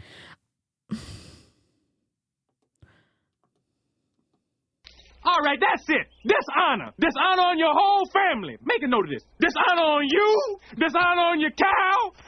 And I went and I gave up of my time to visit an orphanage that wasn't New Skin branded, and it was awful. It was terrible. There were 400, whatever, there were 60 kids there, and they were all sharing 4 mattresses, and they weren't getting their needs met, and they weren't getting food, and they were miserable, and all this other stuff. And then, when I went to the New Skin orphanage, it was night and day. If that's not emotional control, well, I don't know what is. If that's not behavioral control, I don't know what is. I don't. I really don't. Maybe it's not behavioral control. It's one, deceptive information. It is where it's the emotional highs and lows, emotional control. Creating emotional dependence through moments of intense joy or approval followed by periods of shame and reprimand. I mean, look, the shame part of, oh my God, this is awful. Kids need our help. But guess what? Our orphanages were the best. What? Honestly, like, and again, when I first found out of all the stuff, all the fuckery going on in Young Living, I didn't think that anything was going on. I didn't think anything was bad. I didn't think Gary Young was a chicken nugget, and realized he was a chicken nugget. Not just on a small scale, on a huge scale. And then it's like, how do I, in a good conscience, with my ethics intact, still be okay being a part of this company? And if you're a New Skin, if you buy New Skin products, you probably feel trapped into having to keep buying them because you're supporting kids in Malawi. But how do you feel good about being associated with reps like this? with the way they talk about people, with the way that they disparage other orphanages in Malawi. You know, one of the things that we were taught, which is, I guess, not like a great thing. We were not, in Mary Kay, we were not to promote our products by disparaging other cosmetic companies. Which I know it's like, you learned a good thing from an MLM. It's a good ethical thing. Don't build yourself up by tearing somebody else down. And you could say, DC, you're a commentary channel, you tear people down. I mean, I tear the ideas and the cult tactics behind MLMs down, and some of the reps are utilizing those cult tactics as the perpetrators and the victims in all of this. And those actions are fuckery. Those actions are the issue. Those actions are what we're tearing down. And we're not saying like, those are bad, but my stuff's good. It's like, decide for yourself. Decide for yourself. Look at the bite model. Look at the influence continuum. Figure stuff out and decide for yourself. Because it's hard to close your eyes back after you've seen what goes on behind the curtain. And again, if y'all are feeling like too slimed, preserve and promote your emotional well-being. The thing is, with these people, they're out there. They're out there influencing vulnerable independent contractors or people who potentially could sign up for the company. And it's like, we get to show them on screen.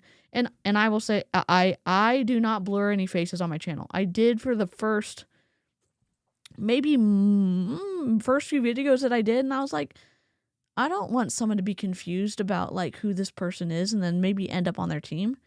I want you to know like, hey, you know what? Multi-level marketing's fuckery. And also like, don't join this chicken nugget in the business. If you're like, oh my God, I'm going to go to New Skin. If you're dead set on doing that, don't join her team. Okay? Just don't. Just don't. How is she smiling while simultaneously saying this is horrific? Sales pitch. Sales pitch. Sales pitch.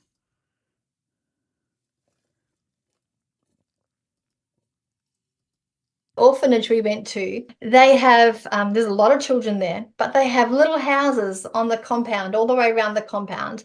And in each house is 5 children and 1 adult. And so they are brought up in an environment of a family. They have chores, they have a nice bed, they have clothes, they have to learn their manners, they have to clean their teeth.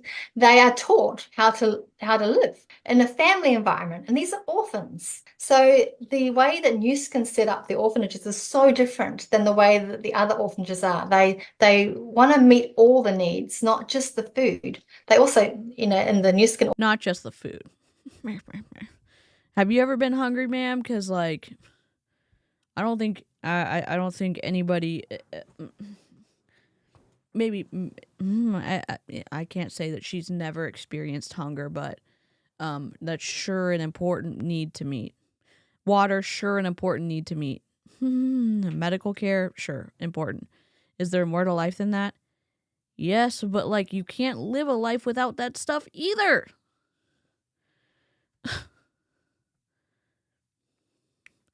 That, and again, to be fair, that's great that kids could grow up in a family type of environment and not necessarily be lost in a group. But also, if you're in a group and you're off the streets and you're safe at night, like, that's good too.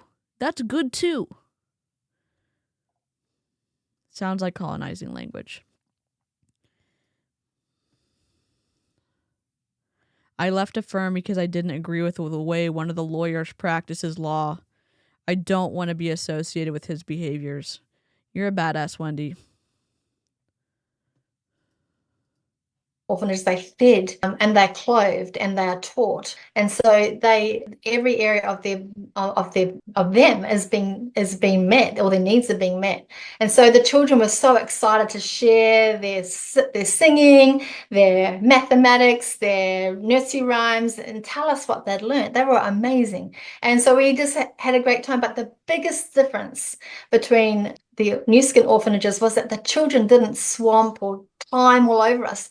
They were already having their needs met emotionally. So it's the kids' fault Is it the kid's fault that they were climbing all over you? Like, so they're supposed to be fully self-aware and be able to say, like, this is inappropriate behavior to climb all over somebody I don't know. No, like excuse me? I feel like I'm in the Twilight Zone, but I mean, what? Are they, and again, good point, Amy. Are they being taught about their culture? Oh, but brushing our teeth is important. Yeah, teeth health is important. Do they get to, again, I talked about this earlier, is the help that you're inserting in another country eroding, eroding away their culture?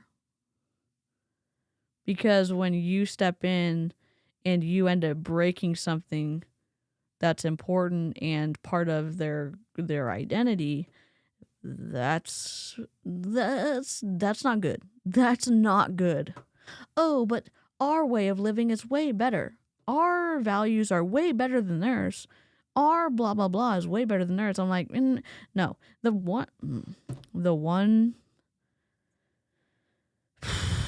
I'm not perfect at this at all. My mom grew up overseas and she lived in a bunch of different countries. And she talked to us a lot growing up about being respectful of groups and cultures that you're visiting, or and talking to us about the idea that the world doesn't revolve around you or your culture, and to realize that there's room for other people, but not at the expense of them losing who they are as a person. So somebody coming in and you not understanding why they do something, or like parts about their history, like parts of their identity, you learn about it, and so you can respect it. I'm not saying that right, but I hope y'all are understanding what I'm trying to say. Golden Nugget Award nominee. We should do a stream at the end of the year. The Golden Nuggies. Yes. Done. It may not be the right way to say it, but like, be civil and respectful and remember the humanity in others. And the humanity in others also includes the culture that they're a part of and their heritage. They were being cared for. They were being loved. They already knew that they were loved. They already were getting enough attention. New Skin does an amazing job with these orphanages. They're not just, these ones that aren't funded are just the most heartbreaking situation you can imagine. But so why doesn't New Skin donate to other orphanages? So New Skin funds their 5 orphan home type family situation. What about New Skin saying we're going to give this much money, distribute it amongst the orphanages so they can have food to eat?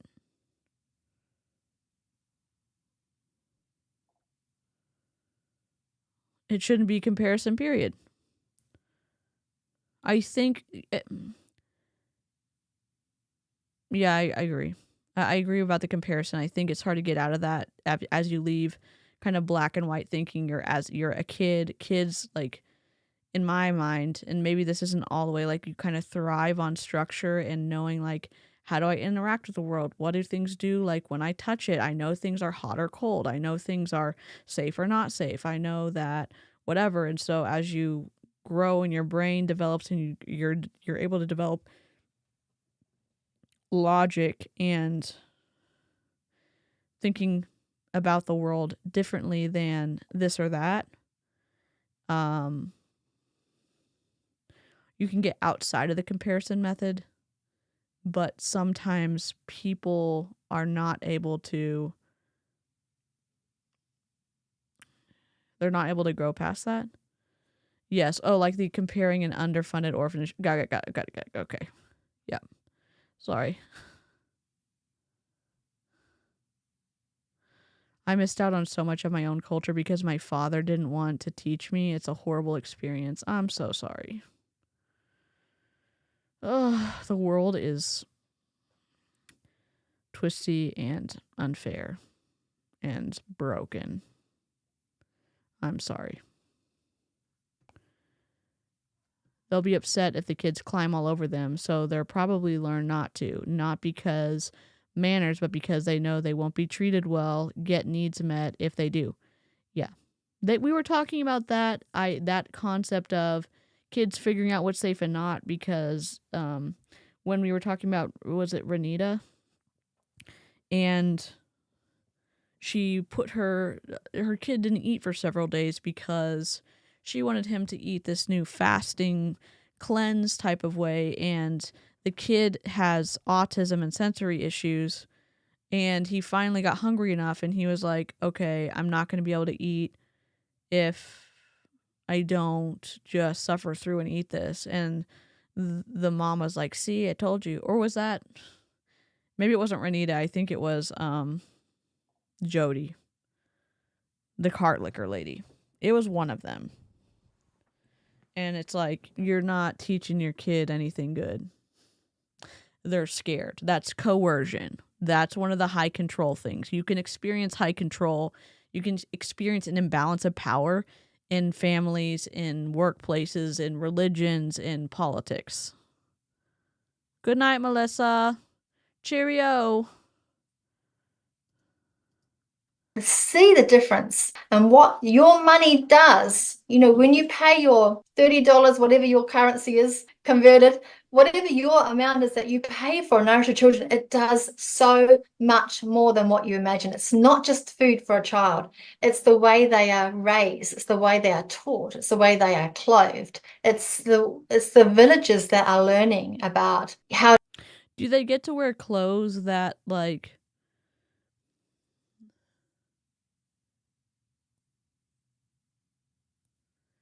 I don't know, do they get to wear clothes that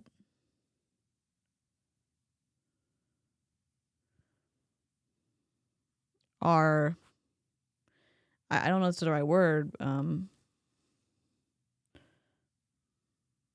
don't know. I just want to know, like, are you acknowledging the culture and the raising of these kids? Are you teaching them more American slash, why I say white, Americanized, because I'm guessing Americanized because Utah, but values, and you, and in the process of slapping someone with that, you crush their culture. Yes. Do they get colorful, expressive clothes, or do they get uniforms? Yeah. Western culture. Thank you, Alexis. The words are not wording right now. Thank you, Western culture. Own crops, organic matter, watering plants, you know, and we went to villages where the most amazing gardens where they were. And the thing is, Wendy said, yes, denying food is a huge way people try to discipline their children. It's also something that high control groups use. It's in the behavioral control, and lock them in their beds. Even worse when they do it to one child and not the other children. Yep. Western ideologies. Y'all are so smart. I'm half Haitian. A lot of his family lives in Côte d'Ivoire. I visited them in Africa once when I was like 3. Then not again till the summer 2023. I'm glad you got to go back. I hope it was a good experience for you.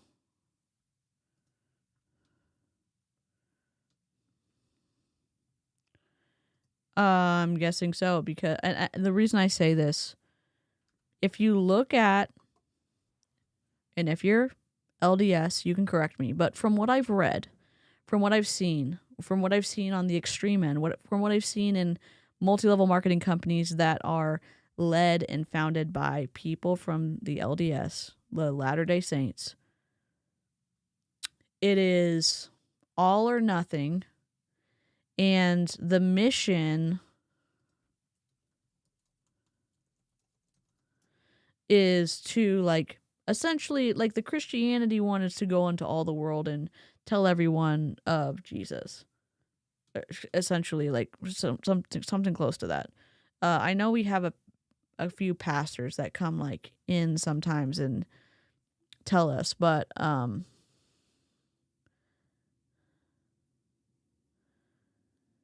Mormons go into countries and proselytize, like evangelize, and they also go in to do community development. They provide humanitarian aid.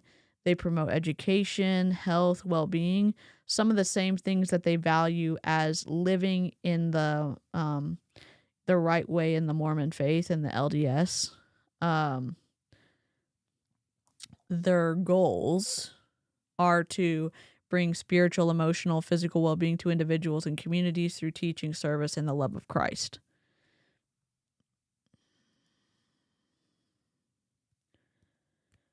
So, I can imagine that New Skin has some of those same goals with their orphanages, and that those include only teaching Mormonism / Latter-day Saints / Christianity stuff. So,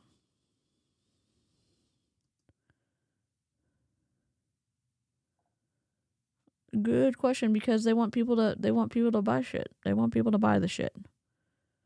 Anna, welcome. we need your help. I don't know how long you've been here, but this lady has been presenting kind of a very twisted view of the New Skin orphanages, and a lot of people in the chat have never like really run into Christianity, or I don't know. So we were trying to explain about missionaries, and we were talking about the ethical and unethical side of doing mission work, and sometimes you can erode at somebody's culture by inserting yourself, and like there's some parts on that, but like we were talking about the New Skin model of orphanages and why they have an undertone of Christianity / whatever, because the founder, from what I understand, was part of the Church of Jesus Christ of Latter-day Saints. Been lurking a while. Okay. Goodbye, Reese. Feeding everyone in the village from these gardens because they'd learned it at Safi. So it does so much. It's not just the child, it's the family, and it's the community, and it's the village, and it's the country that is impacted by Nourish Your Children Force for Good Foundation. So they talk about this. You impact the children, then you can impact the family, then you can impact the community, then the government, then the country. And that's the same aspect that they focus on. And that's the same thing that other religions focus on too. But the LDS Church seems to have commercialized the process better. But they're in 160 countries, and they're 50,000 missionaries are serving at a time in the Mormon Church. And they're doing it here in the United States and, 159 other countries. Is she Mormon? I don't know. Pauline. Hold on.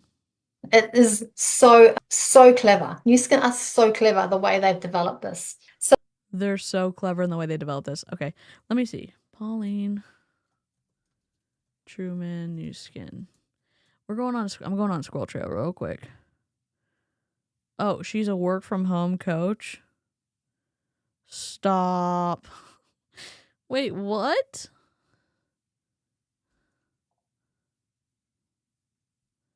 Oh my God. Tell me this is not her. Ugh. Let me into my account. Where's my phone? Dead as a doornail.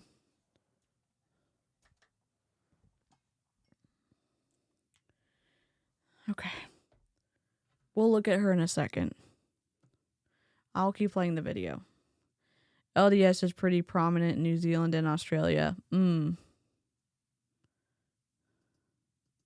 So when we went to the school, it was Yep. also amazing. Yeah, this is active. This little counter up here, the 68 thumbs up and 7 thumbs down, that is the current status of thumbs up to thumbs down. So if y'all want to get us to 70 times 7, that would be cool. I live a very dangerous life, apparently. Mormon missionaries also further indoctrinate those on them. Correct. It reinforces things. Y'all should follow Jordan and McKay on YouTube if y'all want to see some of the twistiness, and they talk through it and stuff like that. A lot of the families came because these weren't orphans. This was a school that the children were getting fed in, and they were in uniforms. And one thing I loved was they were lining up at the water pump to wash their hands before they had their lunch. I mean, oh boy, sometimes there's I don't know. Yeah, hygiene is good in terms of staying healthy if you have access to that. And oh my God, they're gonna wash their hands before lunch because clean kids are better than dirty kids. Wow. I thumbs down her rhetoric, but not your video. Thank you. Who called it on the uniforms?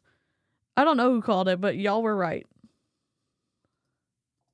just hygiene. It's just like amazing. They taught everything they need, and there was no clinginess there at that school. Yeah, because kids shouldn't touch you at all.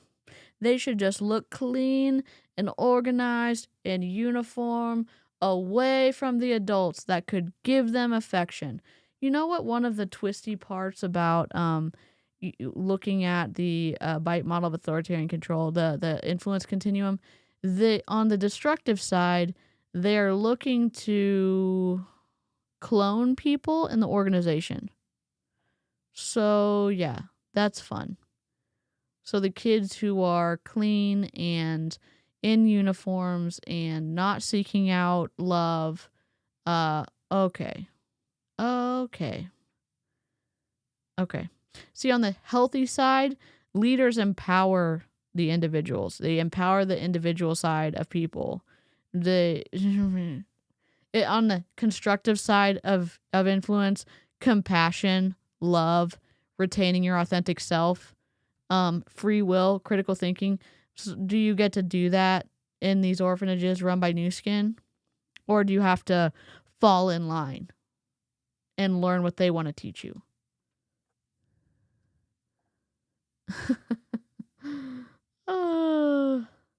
It's good to expose kids to germs and stuff while they're growing up. Yep. Nemo the Mormon just did a video about the LDS in New Zealand. Cool. Thank you. Anna Preaching said Nemo the Mormon just did a video about the LDS in New Zealand that talked about how it is impacting their culture there. I would love to take a look at that. Black versus white, dirty versus clean, ragged clothing versus uniforms, climbing on her versus controlled and orderly. So much implicit comparison and demonization.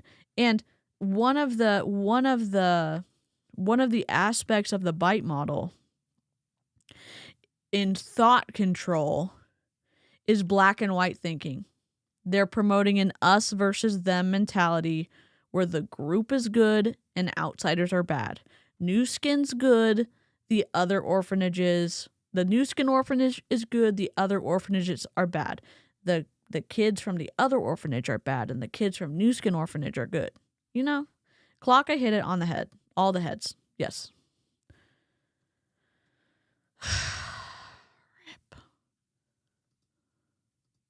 They came up and they shook our hand and they talked to us like little human beings. And it was so lovely. They showed us things, but they didn't need.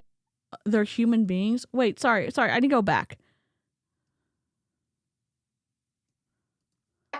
Amazing. They taught everything they need, and there was no clinginess there at that school. They came up and they shook our hand and they talked to us like little human beings. And it was so lovely. I'm so mad. I'm so mad. I'm so mad. I'm so mad.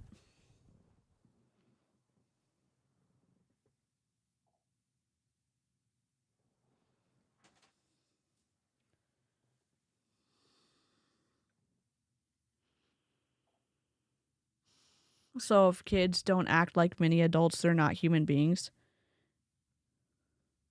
You chicken nugget. You know what? I love myself.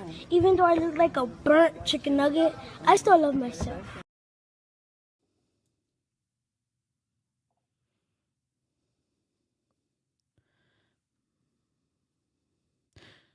I have a question.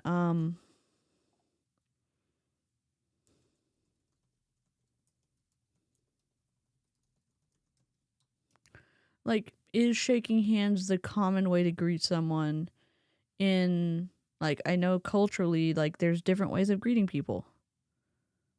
I don't, again, you're putting your own culture over their culture.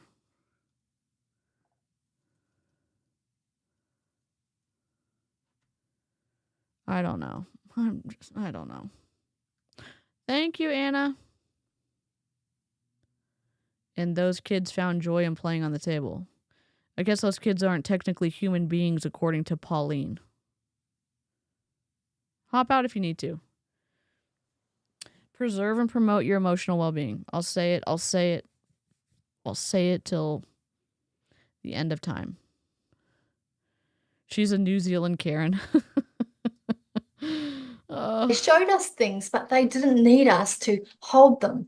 They didn't need us to cuddle them. They didn't need, the saddest thing for me, because working in Cambodia as well in orphanages, is when you leave, it's the most heartbreaking thing, because who's going to cuddle them tomorrow? And so, when we pull their... Who's going to cuddle them tomorrow? No shit. Human contact, like skin-to-skin contact, very valuable. I don't love it because sensory issues, but like science says, yeah, it's kind of important. And kids who haven't gotten it, and then they get to hug somebody and that person gets to hug them back, and then you're going to say, oh my God, it's so uncomfortable when I leave because who's going to cuddle them tomorrow? Yeah, who's going to give them a hug?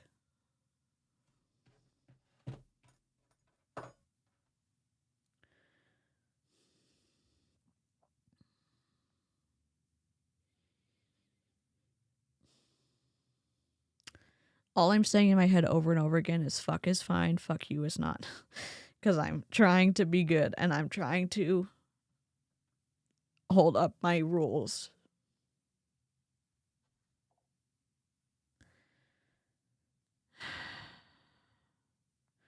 I guess the caretaker, yeah, can hug them. I think it's different when you're like one of many and you want to be able to get affection from someone and you get to get more hugs when someone comes and volunteers.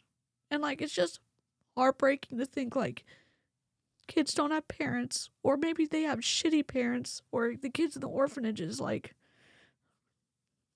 they're hungry and they're thirsty and they want hugs and stuff. And then this lady's saying like, oh, those kids who are dirty, like, they're disgusting and they shouldn't be climbing all over me because, like, I don't like it. It's like, fuck this idea that you have about kids.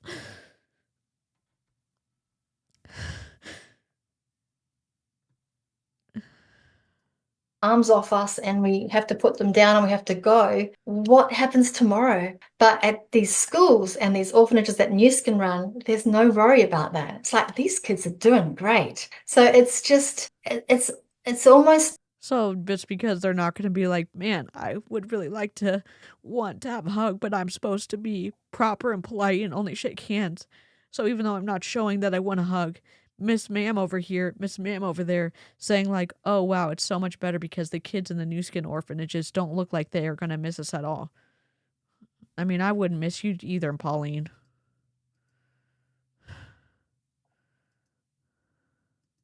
It's undescribable how different it is for the ones that are the lucky ones, that are the New Skin orphanages, or the lucky ones who are the New Skin orphanages.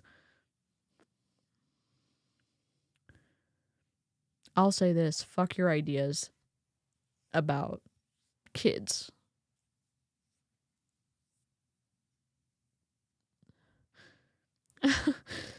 Just a PSA, I'm starting to swear in Greek. I never do, but she's enraging. New skin schools. It's just unbelievable. When you shared it with me, Pauline, that was the biggest thing that I got. Was that's what made me cry so much, was the fact that they just needed all this love and they weren't getting that, and the comparisons were just unbelievable. So I want to just thank you very, very, very much for joining us on a Sunday evening, as it is in Australia, to share your story, because lots of people will not have heard that. And as I said, I just think your story needs to get out there. More people need to hear it. We are recording this Zoom, so we'll be able to share the link so that people can share this. And of course, it has been live streamed as well. So we hope to hear lots and lots more from you. And we've got more that we're going to share over the next sort of 15 to 20 minutes and actually throughout the day as well. And you'll hear at the end one of our plans is going to move this forward. And so any help and guidance you can give us would be massively, massively appreciated. But honestly, thank you so much. Can I just say one more thing? And that is that we know as new skin distributors that facts tell but stories sell. And you know, you've heard my facts tell but stories sell. God, I don't like this. Like 12. Where is my bottom? Okay, that's fine. Facts tell but stories sell. Boy.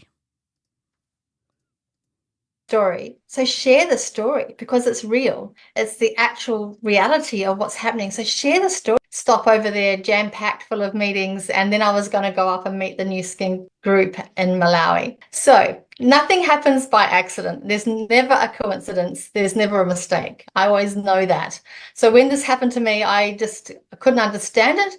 But what happened was I was traveling on a New Zealand passport. My travel agent thought I was traveling on an Australian passport, and apparently I needed a visa. And so we had the first stopover 5 hours from Brisbane at This Perth. is the next one started, but like she's wearing the same clothes. Hold on, 1930. This beautiful woman who they all unpaid. They just volunteer. Okay, we're gonna be done for tonight. I don't know exactly what I messed up, but we got the gist.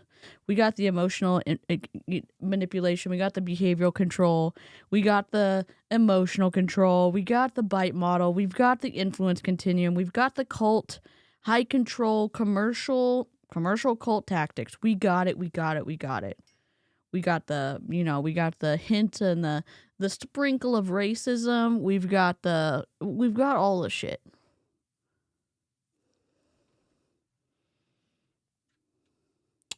You know, we deserve it. We did it. We really do. We did it! We did it! We did it! Yay! Always team up. We did it! Yay! Woo! Hooray! We did it! Woof. Hello. We just, cried and listened to a lady talk about how dirty kids aren't worth basically anything because they're not clean and they don't shake hands and they want too many hugs. And don't you want to be a part of New Skin because New Skin's actually making good orphanages instead of the shit orphanages. So that was fun. Oh yeah, our floofs. Oh my god, where's our floofs? Hold on. Y'all know that you can submit your floofs here, right? Floof. Why weren't we watching floofs the entire time? Oh my god, what's the link for the floofs? Hold on.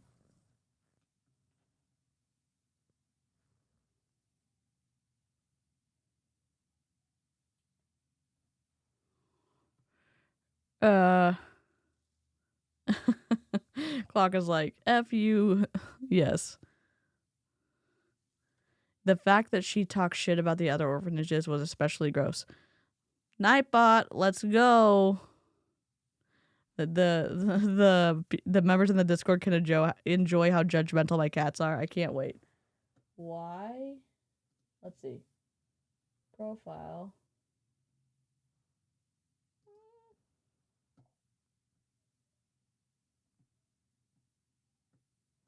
I'm looking.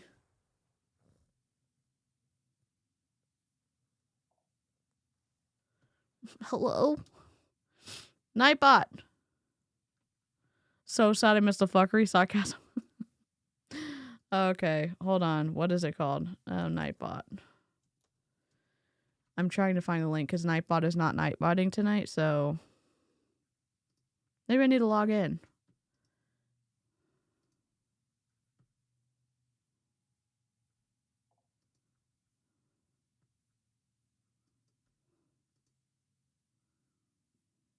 Yeah. Okay, logs. We're trying to find the link. Custom. Floof. Memento. There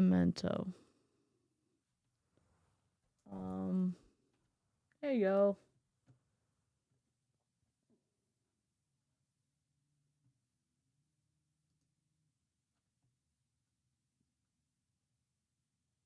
Oh, rip.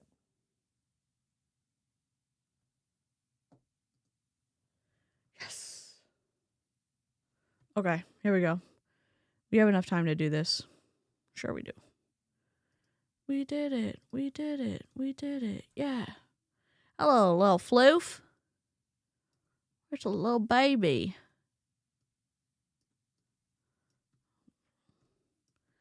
Please enjoy this Floof. I don't know exactly what's happening, but we're doing the most. Submit it to the link. Or not. Here, let me find it. Floof. Real-time Floof break. Copy. I don't know what's going on with Nightbot. There you go. Submit your Floofs here. Hello, little baby. Look at that cat. Look at that bun butt. Look at that bun. Oh my God, be still my beating heart. This is the dopamine I need after a stream. Some of these are thinner than others, so like I'm still trying to figure out.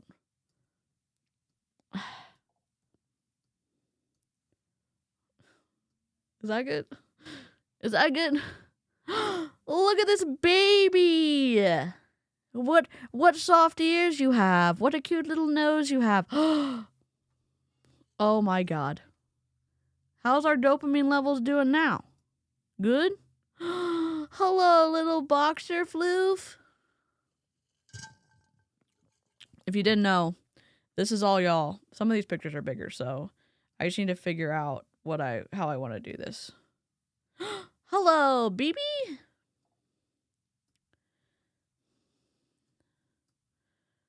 Oh, hello.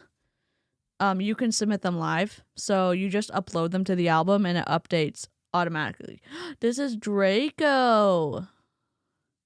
Hello, Draco. I'm a little bit off center. There you go. Look at that.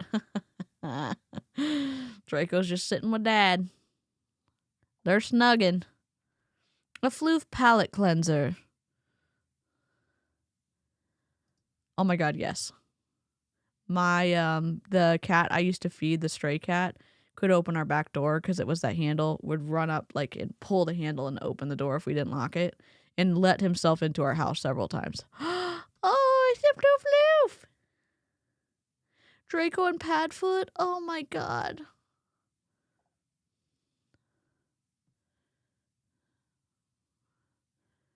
Oh my goodness. They're best friends. They love each other. Look at that happy, smiling Floof. I need to put Caspian on here.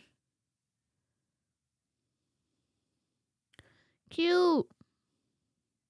There's a lot of pictures in here, so... A Sploot. Hello, splooting Draco. Do. Cute. Sleeping near the baby. Cute. They seem to love each other. They're like next to each other all the time. Oh my God. They're spooning.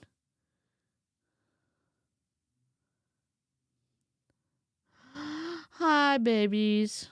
Oh my goodness. This is what I needed. This is what I needed.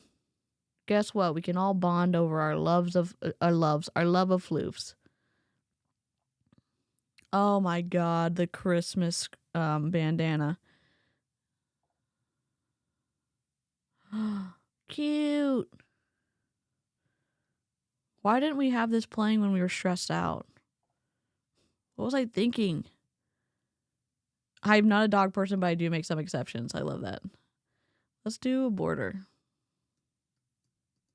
Color. Ah, I paused.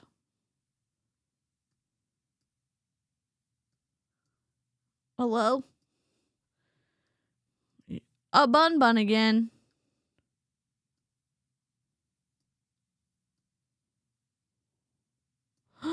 Hello?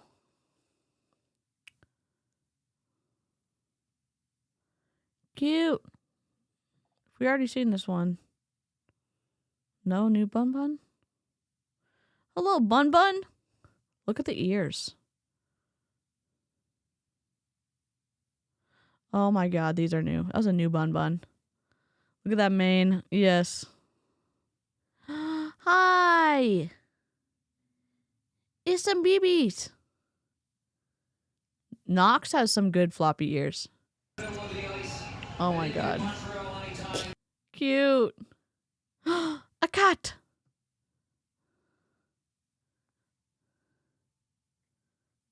Oh my god, you're adorable. Be still my beating heart. Oh my god, I love it. Hello.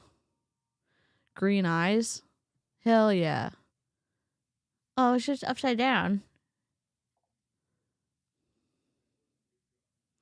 We should... Oh, stop right now. Stop right meow. Oh my god, this cat. There's a cat with an orange bow tie and a bell.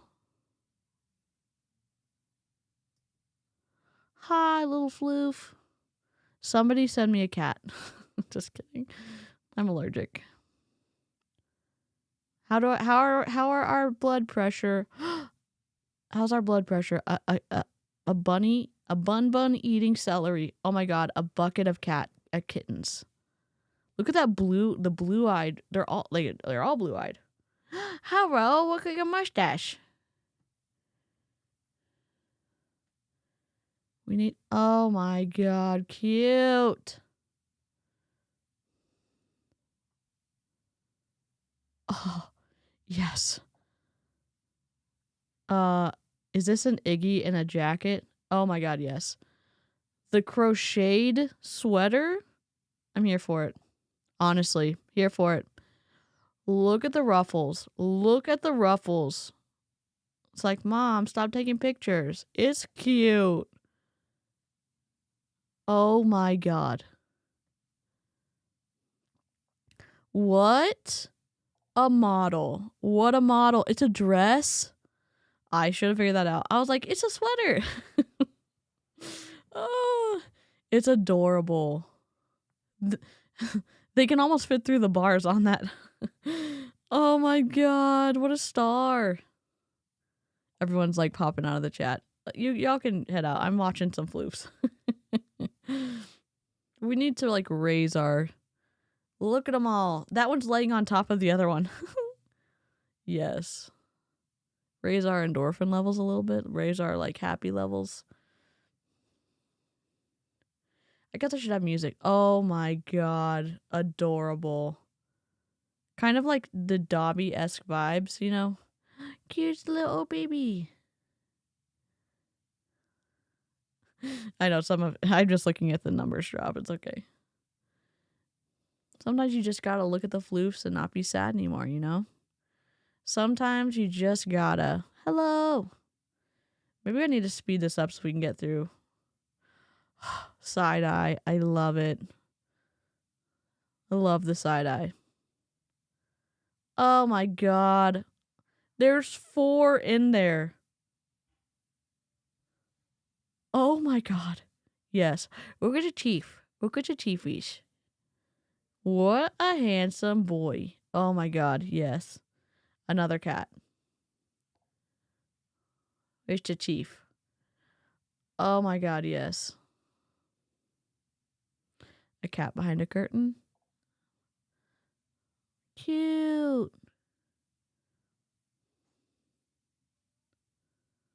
Oh, hi. It's tired.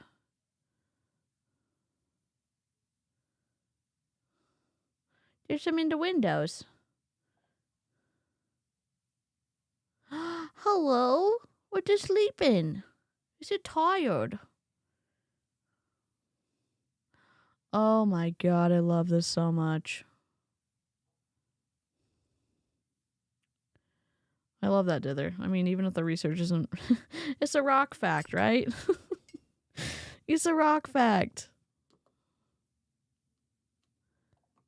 Did you know that dinosaurs had big ears, but everyone forgot because dinosaur ears don't have bones? No, I didn't know that, Greg. That's because it's not true. It's a rock fact. Hi. Hell yeah. Our floof definition is fur, no fur, scales, no scales, like anything that's a pet, dump it in there. It doesn't just have to be a cat. Oh my god, the hair, I love it. Doesn't have to be a cat, doesn't have to be a dog, doesn't have to be a horse, doesn't have to be a goat, although I'd love to see a goat. Jessica, I'd love to see a goat. If you love them and they're a pet, they're a floof. Yes. There's a lot of pictures in here. Oh my god. Hello. What a happy floof. Look at all these cats. Oh my god, yes. Look at all of them. Oh my god, a necklace of flowers. He's a big boy. A cat in a what is it? Like a cloth bowl? Hell yeah. Hi. It's a hound. He's named after a character from the originals. Oh, I love that. Oh my god. The cat sleeping like this. Oh my god. Here, submit your floof stuff here. I don't upload these, y'all upload them, because, like, I'm not good at follow through, so, oh my god, this cat. What a vibe.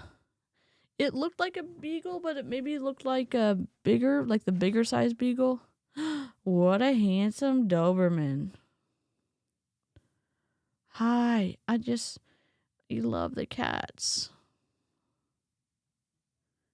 Oh, hi. Oh my god, this cat, the way it sleeps. I can't. It's the best sleeping position I've ever seen.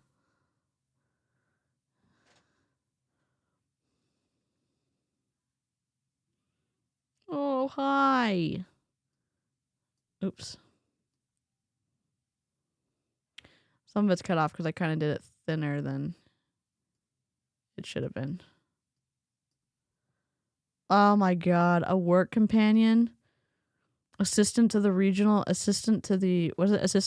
manager? I don't remember what Dwight says. Oh, potatoes and molasses. If you want some, oh, just ask us. They're warm and soft like puppies and socks.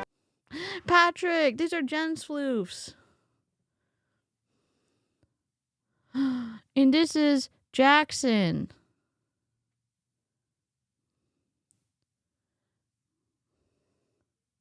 So sleepy, his tail uncurled. Oh my god. Kittens in a box every time. I love corgis. I mean, I love all floofs, but look at them sitting in that little container together. One dog's under the blanket. The cat is looking on with disdain. The cat and the dog are snuggling. Oh my god. Oh, hello, little floof. Little floofy baby. Potatoes and molasses. That's a big stretch. 12 years old? Oh my goodness. Look at the... I need this. I need this cat for like Judgment of Ray Higdon. Oh my god. Amy's cat and that cat. Oh, just snuggling. It's just on a pillow. No, no, no, no, no, no. No, no, no, no, no, no, no, no, no, no. This is Spike sleeping. It's a happy Floof.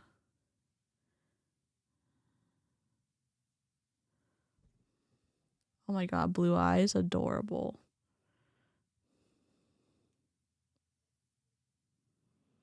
A smile. Hi, little baby. Oh, how regal. Look at the tongue. Look at the tongue just sticking out barely. Champy does that. Oh, a smile. Champy does that, and it's the cutest. I'm about to submit a bunch. Let's go. Hi, little sleepy baby. Oh my god.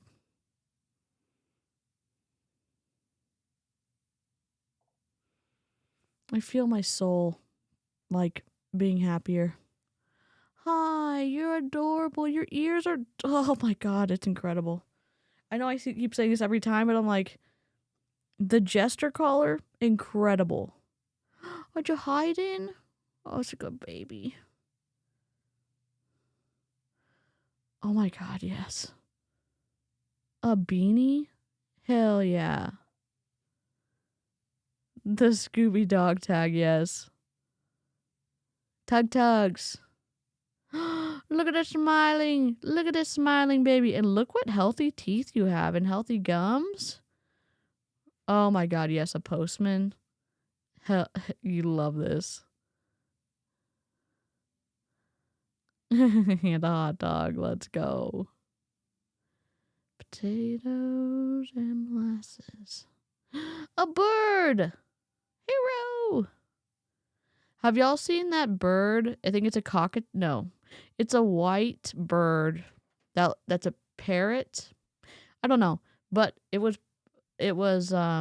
barks like a dog at people who come in the house.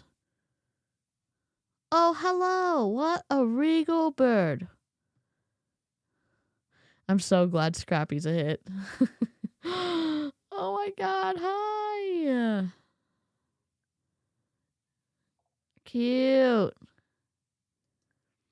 They're so also wonderful. Please, everyone, tell your pets I love them. Yes, send them snugs. This one's sleeping in such a cute position. I'm probably going to miss it. Look at that. You're just going to lay upside down like a good little bird? Oh my god.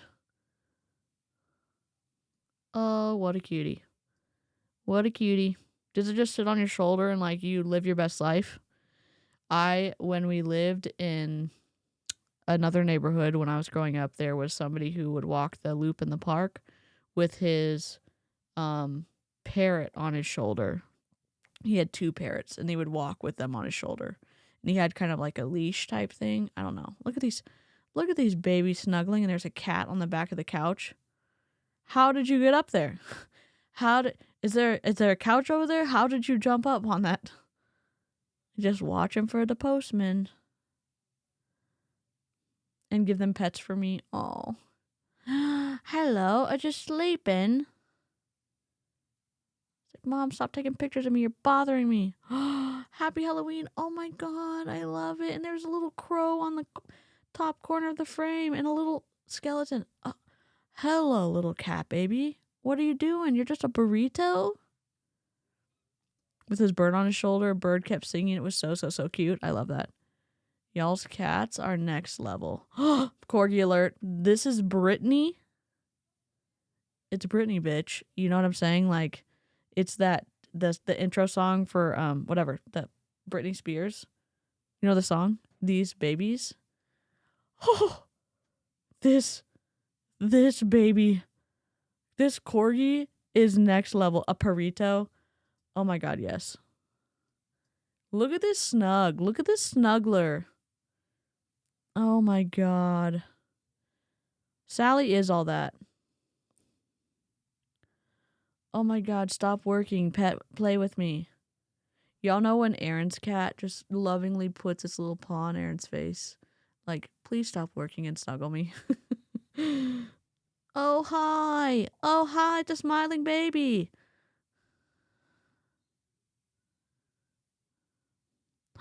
One ear up, one ear down. Iconic. What an iconic move.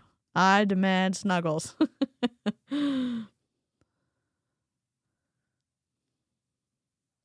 Oh my god. Oh, it's a cutie. Just need to snuggle this cord so I can play with it when I wake up and pull something. Pull something out. Oh my god. Y'all holding your cats like little babies? Stop. We may have returned to the beginning. But let me refresh it though. Because I know Amy was gonna upload stuff. Let me go back. Sort by show recent first. Yeah, we returned to the beginning. It shows what day they were uploaded. So if y'all want to upload some, let me know. I'm looking for Amy's cats.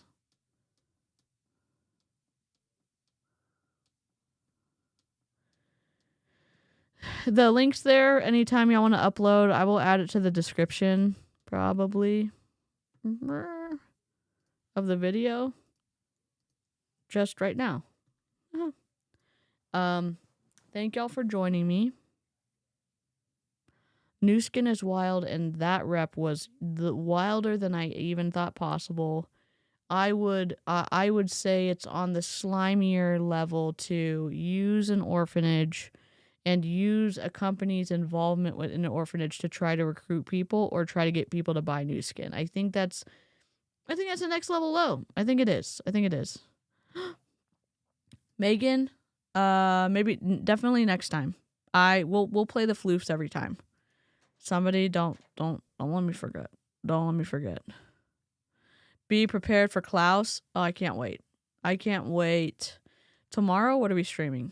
Since y'all are here at the end, everybody lost their chance.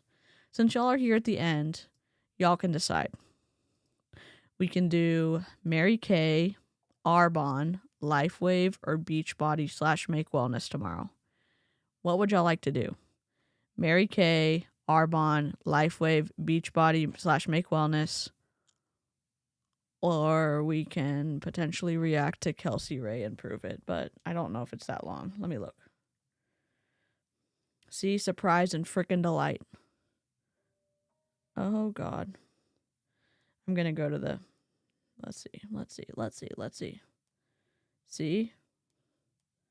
You get prizes when you stay to the end. Let's see, what do we have?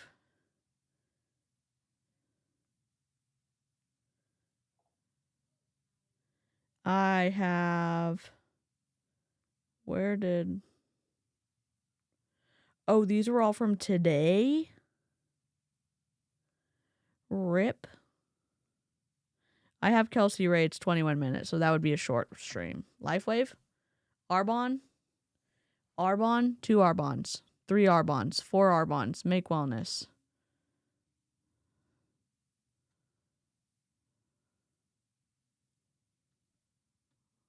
LifeWave. We're going to do Arbonne because I think a bunch of y'all voted Arbonne. So we'll do Arbonne tomorrow. I will switch Arbonne and Mary Kay. And we'll do LifeWave the next day. How's that? I'm not going to stream on Thursday. But I am going to stream on Friday and Sunday. I will be watching Wednesday all day on Saturday. So I don't know if y'all like Wednesday or not, but I am so excited. Okay, what was I going to say? Don't fall for the high control group tactics of multi-level marketing reps, and don't join a multi-level marketing company. And if you have any questions about what the heck's going on, join a live stream or leave a comment and we can have a civil and respectful conversation. Toodaloo. I know, Amy always has a toodles and oodles and poodles and doodles or something. What is it, Amy? Arbonne? Okay, we'll do Arbonne tomorrow. Amy says something every time, and I end the stream and I'm like, oh my god, I love that. Toodles and oodles of noodles with poodles. On that note, Toodles, oh my god, I'm not even on the right thing for my outro. Where's my outro? Oh my god.